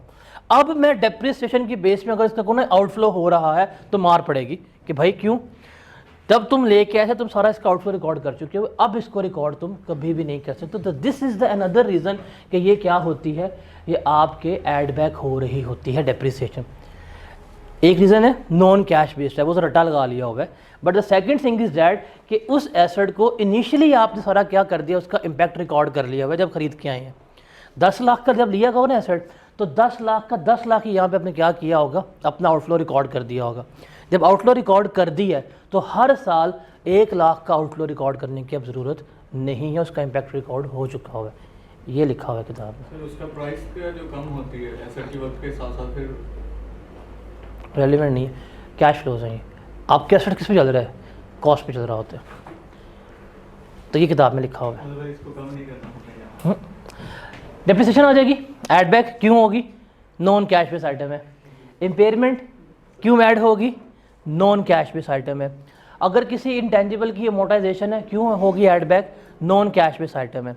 फिर है लॉस ऑन डिस्पोजल। अब देखो लॉस ऑन डिस्पोजल हमने क्या किया होगा, जब हम प्रॉफिट एंड लॉस चार्ज कर रहे थे उसमें हमने ये लाख रुपए का लॉस जो है वो लेस करवा दिया था, ठीक है, लेकिन वो तो रेलेवेंट ही नहीं है। जब मेरा एसेट्स डिस्पोज हुए थे तो उन एसेट्स से जो मेरा कैश इनफ्लो था मैंने यहाँ पर रिकॉर्ड कर लिया हुआ था। 5 लाख का एसेट था, 6 लाख का गया, 7 लाख का गया, मुझे कैश से रेलेवेंट है, मेरे लिए प्रॉफिट लॉस यहाँ पर रेलेवेंट नहीं है। तो जब मैंने उसकी 6% यहाँ पर रिकॉर्ड कर ली हुई है तो लॉस ऑन डिस्पोजल जो मैंने कभी लेस करवाया होगा वो यहाँ पे क्या हो जाएगा, ऐड बैक हो जाएगा। जो होगा आपका fair value loss on investment property वो भी यहाँ पे हो जाएगा ऐड बैक। फिर जो इंटरेस्ट एक्सपेंस होगा वो भी क्या हो जाएगा, ऐड बैक हो जाएगा। बिकॉज जब हम अपना प्रॉफिट एंड लॉस अकाउंट बना रहे होते हैं, यहाँ पे जो हमारी फाइनेंस कॉस्ट लेस होती है ना, वो हम कौन सी करते हैं, expense for the year, interest expense for the year. Payable तो नहीं कर रहे होते, आपके पास क्या होता है जब यहाँ पे लेस कर रहे होते हैं, जब आप इंटरेस्ट का अकाउंट बना रहे होते हैं तो आपका अकाउंट किस तरह से बनता है, आपके पास आ जाएगा ओपनिंग पेएबल इंटरेस्ट का अकाउंट, और क्या आ जाएगा, क्लोजिंग पेएबल आ जाएगा। यहाँ पे आपका आ जाएगा interest expense for the year, और जो कैश पे किया होगा वो यहाँ पे क्या आ जाएगा, आपका आ जाएगा। ऐसे ही होगा, सोचो ज़रा कौन सही बनाया है, फिर से सोए हुए हैं ना ये लोग। यही होगा। तो यार मतलब इतने सोए हुए तो मैं पता नहीं सही बना रहा हूँ गलत बना रहा हूँ, किस ट्रांस में हो? ओ भाई ओपनिंग पेएबल ये था, क्लोजिंग पेएबल ये था, एक्सपेंस फॉर द ईयर यहाँ पे चार्ज होना है, अगर कोई कैश की पेमेंट की है वो यहाँ पे चार्ज होनी है। सही तो बनाया है, किस ट्रांस में हो? ऊपर हेडिंग देना बंदे को पता चले। एसेट का समुद्र है। इंटरेस्ट पेएबल, ठीक है। अब जी सर, सही है। अब मुझे बताएं, ये एक्सपेंस है ना, एक्सपेंस फॉर द ईयर, इतना आपका interest expense for the year था। प्रॉफिट एंड लॉस अकाउंट में तो हमने ये चार्ज किया होगा, जब एक्सपेंस शो किया है प्रॉफिट एंड लॉस अकाउंट में हमने ये चार्ज किया होगा। लेकिन कैश फ्लो में तो इसका हमें कोई कंसर्न ही नहीं है। हमने लेना है कि हमने एक्चुअली पे कितना किया है, जो मेरा आउटफ्लो जाना है मैंने वो रिकॉर्ड करना है। इसलिए जो मेरा इंटरेस्ट एक्सपेंस होगा, जो मैंने प्रॉफिट लॉस अकाउंट में लेस करवाया होगा, वो मैं क्या कर दूंगा, वो मैं यहाँ पे ऐड बैक कर दूंगा, वो मेरी इनकम में ऐड बैक हो जाएगा कैश फ्लो के लिए। तो इंटरेस्ट एक्सपेंस जो है वो ऐड बैक हो जाएगा। उसके बाद जो बैड डेट्स हैं वो भी हम क्या कर देंगे, ऐड बैक कर देंगे। अगर प्रोविजंस हैं तो हम उसको क्या करेंगे, ऐड बैक कर देंगे। तो ये वो चीज़ें हैं जो लेस हुई होती हैं जिन्हें हम ऐड बैक कर देते हैं। फिर जो ऐड हुई होंगी उन्हें हम क्या करेंगे, लेस करेंगे। उसमें कौन कौन सी आएंगी, जो गेन ऑन डिस्पोजल था, उसने इनकम का पार्ट बनाया था, अब वो गेन कभी भी नहीं आएगा, तो वो हम यहाँ पे कर देंगे लेस। उसके अलावा फेयर वैल्यू गेन होगा इन्वेस्टमेंट प्रॉपर्टी का, वो भी हम यहाँ पे लेस करवा देंगे। अब गवर्नमेंट ग्रांट की इनकम मिली होगी आपको, गवर्नमेंट ग्रांट इनकम रिकॉर्ड कर रहे होते हैं आप हर साल के एंड पे। जब रियलाइज़ करते हैं आप क्या कर रहे हैं, प्रॉफिट एंड लॉस अकाउंट में ग्रांट इनकम रिकॉर्ड कर रहे हैं। क्या वो कैश बेस आइटम है? नहीं है। वो जब कैश मिला था उस वक्त उसका इम्पैक्ट हमने रिकॉर्ड कर लिया। अब तो हर साल आपका परफॉर्मेंस ऑब्लिगेशन कंप्लीट होता जा रहा है, आप उसे क्या करते जा रहे हैं, अपनी इनकम में रियलाइज़ करते जा रहे हैं। तो ये नहीं होनी चाहिए, ये नॉन कैश बेस आइटम है, इसलिए क्या करेंगे, हम उसको लेस करवा रहे होंगे। डिविडेंड इनकम जो आपकी रिसीवेबल है, नॉर्मली जो होते हैं रिसीवेबल, वो भी हमने चार्ज की होती है, वो भी हम यहाँ से लेस करवा देंगे। जो एक्चुअल रिसीट होगा हम उसको वहाँ पर जाके इन्वेस्टिंग एक्टिविटी में लिख लेंगे। तो जब तमाम एडजस्टमेंट कर लेंगे, इसके के बाद जो प्रॉफिट आएगा ये होगा operating profit before changes in working capital. Working capital change होने से पहले जो हमारा प्रॉफिट है वो ये बन रहा है। फिर आप वर्किंग कैपिटल का चेंज लिखेंगे, जिसमें से आपके पास करंट एसेट्स हैं और करंट लाइबिलिटीज़ हैं। रिमेंबर, ये जो करंट एसेट्स या करंट लाइबिलिटीज़ होंगी ये अदर देन होंगी कैश एंड कैश इक्विवेलेंट। इसमें कैश का अकाउंट नहीं आएगा, बैंक का अकाउंट नहीं आएगा, ओवरड्राफ्ट का अकाउंट्स नहीं आ रहा होगा, शॉर्ट टर्म इन्वेस्टमेंट्स के अकाउंट्स नहीं आएंगे। ये चार चीज़ें इसमें नहीं आएंगी। उसके अलावा इंटरेस्ट पेएबल इसमें नहीं आएगा, टैक्स पेएबल जो है वो इसमें नहीं आ रहा होगा। ठीक है, कौन कौन से इसमें नहीं आएंगे, cash in hand, cash at bank, bank overdraft, short term investment, interest payable, tax payable. ये भी लाइबिलिटीज़ हैं, ये भी आपके एसेट्स से आ रहे हैं, बट वो हम यहाँ पे इनकॉर्पोरेट नहीं करेंगे, उनकी सेपरेट एडजस्टमेंट होती है। पहले अगर हम लाइबिलिटी की बात करें तो सिंपल सी बात है, अगर आपकी ओपनिंग लाइबिलिटीज़ हैं, क्लोजिंग लाइबिलिटीज़ हैं, कंपेयर करो, वैल्यू इंक्रीज़ हो रही है, जितने से इंक्रीमेंट है ऐड कर दोगे। लाइबिलिटीज़ का रूल क्या होगा, करंट लाइबिलिटीज़ का ओपनिंग लेस क्लोजिंग। अगर वैल्यू पॉजिटिव आ रही है ऐड, वैल्यू नेगेटिव है तो लेस करवा देंगे। एसेट्स का रूल क्या होगा, ओपनिंग एंड क्लोजिंग का डिफरेंस लेंगे। अगर वैल्यू इंक्रीज़ आ रही है तो हम क्या कर देंगे, लेस करवा देंगे। अगर वैल्यू डिक्रीज़ हो रही है तो हम क्या कर देंगे, ऐड बैक कर देंगे। सिंपल ये रटा मार लो, इसको जाके पेपर में लिख देना। Opening assets, closing assets. Opening 100 के हैं, क्लोजिंग 120 की हो गई हैं। कितने का दफ़ा आया, 20 का, यहाँ पे कर देंगे, लेस करवा देंगे। ओपनिंग लाइबिलिटी 100 की, क्लोजिंग लाइबिलिटी कितने की होगी है, 120 की होगी है। कितने का दफ़ा आया, 20 का, लाइबिलिटी क्या कर देंगे, हम ऐड बैक कर देंगे। इनको हम करेंगे तो ये आ रहेगा आपका कैश जनरेटेड फ्रॉम ऑपरेशंस के, ये आपका टोटल ऑपरेशंस में से इतना कैश जो है वो जनरेट हुआ है। इसके बाद फिर आप क्या करेंगे, इंटरेस्ट पेड जो यहाँ पे आएगा, ये है आपका एक्चुअल इंटरेस्ट पेड जो आपने पे किया होगा, वो पकड़ेंगे, वो यहाँ पे लेस करवा देंगे। फिर डिविडेंड का अकाउंट जो एक्चुअली डिविडेंड पे होगा, कल हम डिविडेंड के अकाउंट की बात कर रहे थे, हमने क्या किया था, डिविडेंड का बैलेंस बनाया था, डिविडेंड पेएबल, ऐसे ही था। ओपनिंग आता है हमारे पास क्लोजिंग आता है। हम लेते हैं यहाँ पे डिविडेंड फॉर द ईयर, और जो जितना डिविडेंड एक्चुअल में पेड होता है, जितना इस साल पे किया, वो हम यहाँ पे ले जाते हैं। जो डिविडेंड पेड होगा वो भी हम क्या कर देंगे, यहाँ पे जाके लेस करवा देंगे। और अगर कोई टैक्सेस हमने पे किए हैं तो टैक्सेस का भी सेम अकाउंट बनेगा, opening payable, closing payable, taxes for the year होंगे, और यहाँ पे क्या आ जाएगा, कितना टैक्स पे किया है, तो वो हम यहाँ पे लेस करवाएंगे। इस सब कुछ करने के बाद मेरे पास क्या आ जाएगा, cash generated from operating activities आ जाएगा। ठीक है, इज़ दैट क्लियर। अब यहाँ पे अगर आपको प्रॉफिट बिफोर टैक्स की फ़िगर नहीं पता तो टैक्स के अकाउंट से भी आप अपनी अमाउंट जो है वो निकाल सकते हैं। वो क्या करेगा, आपको क्या लगेगा, प्रॉफिट आफ्टर टैक्स आपका इतना था, आप टैक्स पेएबल का अकाउंट बना रहे होंगे, ओपनिंग आ जाएगा आपका, पेएबल कितना है आपके पास आ जाएगा, क्लोजिंग पेएबल कितना है, 2 आगे। Tax expense for the year आपको गिवन नहीं करेगा कितना बनता है, वो कह देगा कि टैक्स जो पेड किया है आपने वो इतने, ये उल्टा गिवन करता है। टैक्स पेड गिवन कर देगा तो आप यहाँ पे क्या करेंगे, आप टैक्स एक्सपेंस जो है वो निकाल लेंगे। अब जब टैक्स एक्सपेंस आ जाएगा तो अब क्या होता है, प्रॉफिट बिफोर टैक्स लेते हैं, इसमें से लेस करते हैं tax expense for the year, तो आपके पास क्या आता है, प्रॉफिट आफ्टर टैक्स आता है। अगर उसने प्रॉफिट आफ्टर टैक्स गिवन किया, बिफोर नहीं बताया, ये चीज़ें बताई हैं, तो आप ये निकाल के वर्क बैक करते हुए क्या निकाल सकते हो, अपना प्रॉफिट बिफोर टैक्स निकाल सकते हो। तो ये भी एग्जामिनर बीच में कर सकते हैं। अगर आपने अब गौर किया हो, जब मैं आपको अप्रोच बता रहा हूँ कि अगर आप रिवर्स वर्किंग पे आते हैं, जब आप इस ऑपरेटिंग एक्टिविटीज़ पे आ रहे हैं तो देखें जितना भी डेप्रिसिएशन, डिस्पोजल्स, इनकी तमाम एडजस्टमेंट्स हैं वो आपकी वर्किंग सारी बनी होगी। तो ये जो है ना, ऑपरेटिंग प्रॉफिट से पहले का जितना चेंज है, आप इनकी वर्किंग बना के इनको अल्टीमेटली कैलकुलेट करके बैठे होंगे जब आप उस अप्रोच से आ रहे होते हैं। तो यहाँ पे आपका टाइम बहुत किसी भी सेव हो जाएगा। उसके बाद सिंपल क्या रह जाएगा, ये आपका जवाब आ जाएगा। मसला पता क्या होता है, मसला होता है आप पेपर जब स्टार्ट करते हैं, आपको पता है कि आ जाएगा प्रॉफिट में नॉन कैश बेस्ड आइटम्स जो हैं वो हमने एडजस्ट करनी है। सबसे पहले आपने कौन सी आइटम एडजस्ट करनी होती है, डेप्रिसिएशन करनी होती है। आप उसकी जाते हैं वर्किंग में डेप्रिसिएशन की, और वहाँ फंस जाते हैं, टाइम लगाने बैठ जाते हैं, ऐसे ही करते हैं। वही वर्किंग होगी, बट इस दफ़ा आप उसको ऑपरेटिंग एक्टिविटी में लेके जा रहे हैं। आप कहाँ पर लेके जा रहे हैं, आप शुरू हुए हैं फाइनेंसिंग से शुरू हुए हैं, वहाँ पे कंप्लीट करके आए हैं। अब फाइनेंसिंग एक्टिविटी करते हुए आप बनाएंगे रिटेन्ड अर्निंग का अकाउंट, वहाँ से डिविडेंड की वर्किंग पे जाएंगे ना, तो उस वर्किंग पे जाते जाते आपका डिविडेंड का अकाउंट बना होगा, आपको पता है यार इतना मेरा पेड होगा, इतना हमारा पेएबल है, अल्टीमेटली आपका यहाँ पे वर्किंग बनी होगी। फिर जब आप जाएंगे इन्वेस्टिंग एक्टिविटी पे, जब आप वहाँ पे अपने एसेट्स वगैरह को बना रहे होंगे, तो आप तो निकाल रहे हैं कितना मैंने परचेज़ किया, कितना मैंने सेल किया। उस सेल परचेज़ के दौरान आपकी ऑटोमेटिकली साथ वर्किंग भी हुई होगी, आपके डेप्रिसिएशन कैलकुलेट होगी, आपको फ़ायदा मिलेगा। होता क्या है, आप प्रैक्टिस कर रहे होते हैं सवालों को, जब आप ऑपरेटिंग एक्टिविटीज़ में आते हैं तो आप डेप्रिसिएशन वर्किंग कर रहे होते हैं, आप करके बैठते हैं। जब वहाँ पहुँचते हैं तो वहाँ दोबारा आप अकाउंट बनाते हैं, फिर आप बैलेंस फिगर निकालेंगे, इतना मैंने परचेज़ किया, इतना मैंने सेल किया। तो वन टाइम वर्किंग पे ही आप इसे कर सकते हैं। तो अगर आप उस अप्रोच से आते हैं तो आपकी ऑपरेटिंग एक्टिविटीज़ तकरीबन बीच में सॉर्ट हुई होती हैं, वर्किंग्स बनी होती हैं, आपका जवाब बीच में हल हो गया होता है।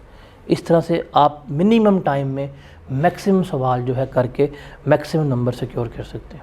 क्लियर है? तो ये आपका आ जाएगा cash flows from operating activities, operating, investing और आपकी फाइनेंसिंग एक्टिविटीज़ को जमा करेंगे तो net cash flow during the year आ जाएगा, जो कैश एंड कैश इक्विवेलेंट के बराबर होगा। ठीक है, जी सर। समझ आया? जी सर। जी जनाब, आप बताएं।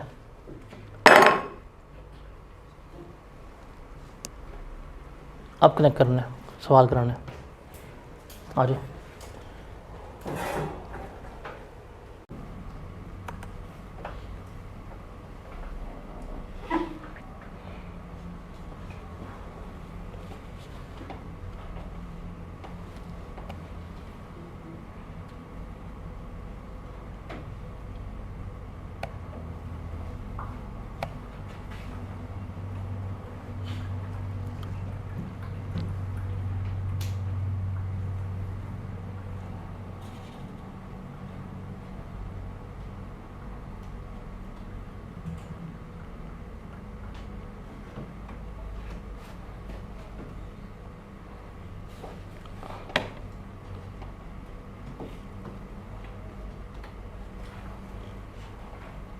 आपके पास ये पास की किताबें नहीं है ना? आपकी हैं पास्ट पेपर की बुक्स? नहीं है? सर सबके पास पास पेपर थे सर, किस बुक भी होगी उसमें भी पास पेपर निकले होंगे। नहीं ना, ये पास्ट पेपर अपडेटेड है भाई, क्या हो गया? इसमें से सिर्फ रेलेवेंट एडजस्टमेंट रखी हुई हैं जो R1 से हैं। यार रातें जाग के बनाई हैं, मुझे पता है इसमें क्या कुछ है। 19 क्वेश्चंस हैं स्प्रिंग 2010 से लेके स्प्रिंग 2022 तक के, जो कैश फ्लो से रिलेट कर रहे हैं। 19 के 19 नहीं करने हैं आपने, और डूएबल भी नहीं लग रही। कुछ आपको मैंने बेसिक क्वेश्चन दिए थे जो उस डॉक्यूमेंट पर लिखे हुए थे, वो मस्ट डू क्वेश्चन है। इनमें से अगर आप वही क्वेश्चंस कर लेते हैं तो वो क्या हो जाएंगे, आपके पेपर पास हो जाएगा। अब चूँकि फ्राइडे आज और टाइम भी मेरे पास शॉर्ट है, अभी आप जुमा पढ़ने जाना है, तो मैं 4 सवालों की रिकॉर्डिंग जो है ना यूट्यूब पे अपलोड करके थोड़ी देर तक आज शाम तक वो मैं आपके लिए अवेलेबल कर लूँगा। वो 4 सवाल आपने लाजमी देखने कि किस अप्रोच से कैश फ्लो का क्वेश्चन जो है वो हो रहा होता है। ठीक है, मैं अवेलेबल कर दूँगा। ये ग्रुप में ऐड है, सारी वहाँ ऐड है ना। मैं ग्रुप में लिंक शेयर कर दूँगा 4 क्वेश्चंस का जो आपके पास मस्ट डू क्वेश्चंस हैं। उनको आपने देखना है और आपने अप्रोच समझनी है किस तरह से हमारे कैश फ्लोज जो हैं वो चल रहे होते हैं। अगर आप अभी कोई प्रैक्टिस क्वेश्चन करना चाहते हैं जो आप कहने कि यार हमारी प्रैक्टिस कैसी है कैसी नहीं है, इसमें से जो है ड्रम लिमिटेड आज के लिए अगर आप कोई प्रैक्टिस करना चाहते हैं, ड्रम लिमिटेड और टेक्सला लिमिटेड, ये वो 2 सवाल हैं।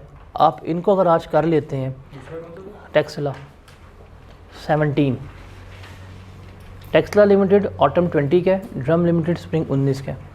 ये 2 सवाल सफिशेंट क्वेश्चन हैं जो आपकी कैश फ्लो की इतनी तैयारी करवा देंगे जो आप कल टेस्ट दे रहे होंगे। कल टेस्ट आप लोगों ने लाजमी देना है और वो इन पास्ट पेपर में से नहीं है। ये 19 के 19 सवाल आप पकड़ लेंगे, उसमें से नहीं है। वो सारी अनसीन एडजस्टमेंट्स हैं जो माइट भी पॉसिबल है उसमें से कोई ना कोई एक ऐप में टेस्ट हो जाए। तो एक टोटली अनसीन टेस्ट है जो आप लोगों ने कल लाजमी देना है। ठीक है, टाइम शॉर्ट है, सवाल हो जाएगा, देखते हैं वैसे।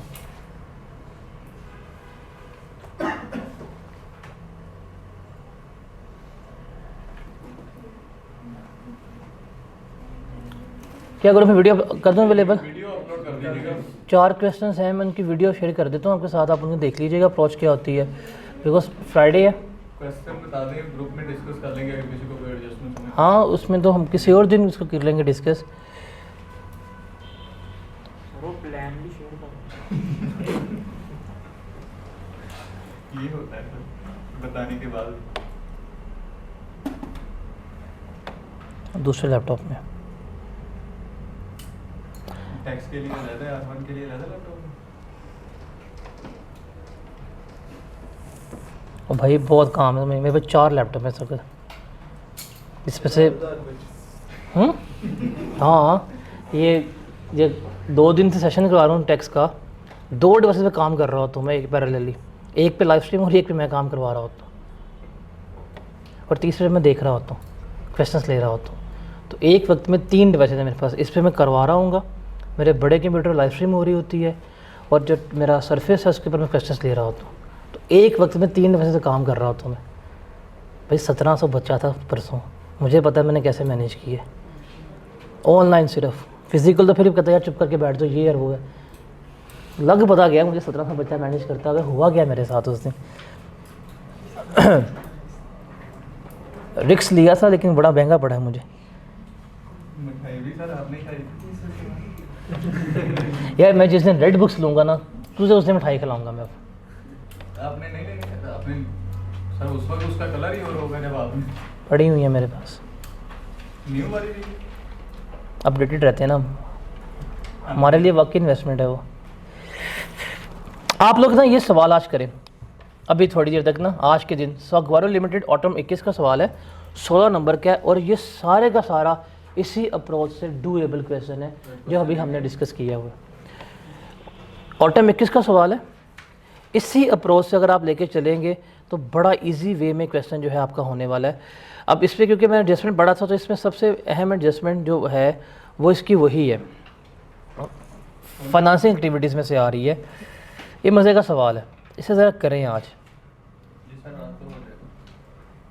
बाकी 4 क्वेश्चंस की मैं रिकॉर्डिंग अवेलेबल कर दूंगा ताकि आपकी प्रैक्टिस हो जाए। कल इनका टेस्ट मैं आपको करता हूँ फॉरवर्ड 1 का, ले लीजिएगा। कल हम रेशो स्टार्ट करेंगे।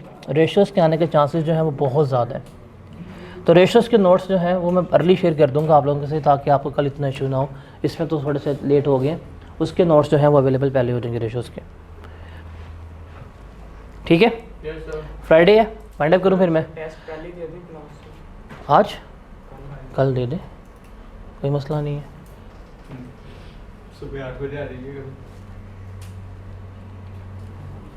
ऑडिट वालों को भी सारी यही तकरीबन 1.5-2 घंटे का टेस्ट है। 1.5 से 45 से 47 मार्क्स हैं। तीन के करीब सवाल हैं कैश फ्लो के, 3 अप्रोचेस के साथ सवाल हैं। तीनों 2 या 3 है, हाँ 3 है। तीनों की एडजस्टमेंट्स कॉमन नहीं है, बिल्कुल अलग वे में चल रहे हैं। ठीक है, टेक्स्ट की क्लास 2 बजे है जुम्मे की वजह से, 2 बजे वो रूम नंबर 3 में होगी क्योंकि कल ये तकरीबन भर गया था और कल कुछ लोग पसीना पसीनी हो गए थे और लाइट भी चली गई थी हमारी, तो इसलिए आज रूम नंबर 3 में है जहाँ की सीटिंग कैपेसिटी कल से डबल है।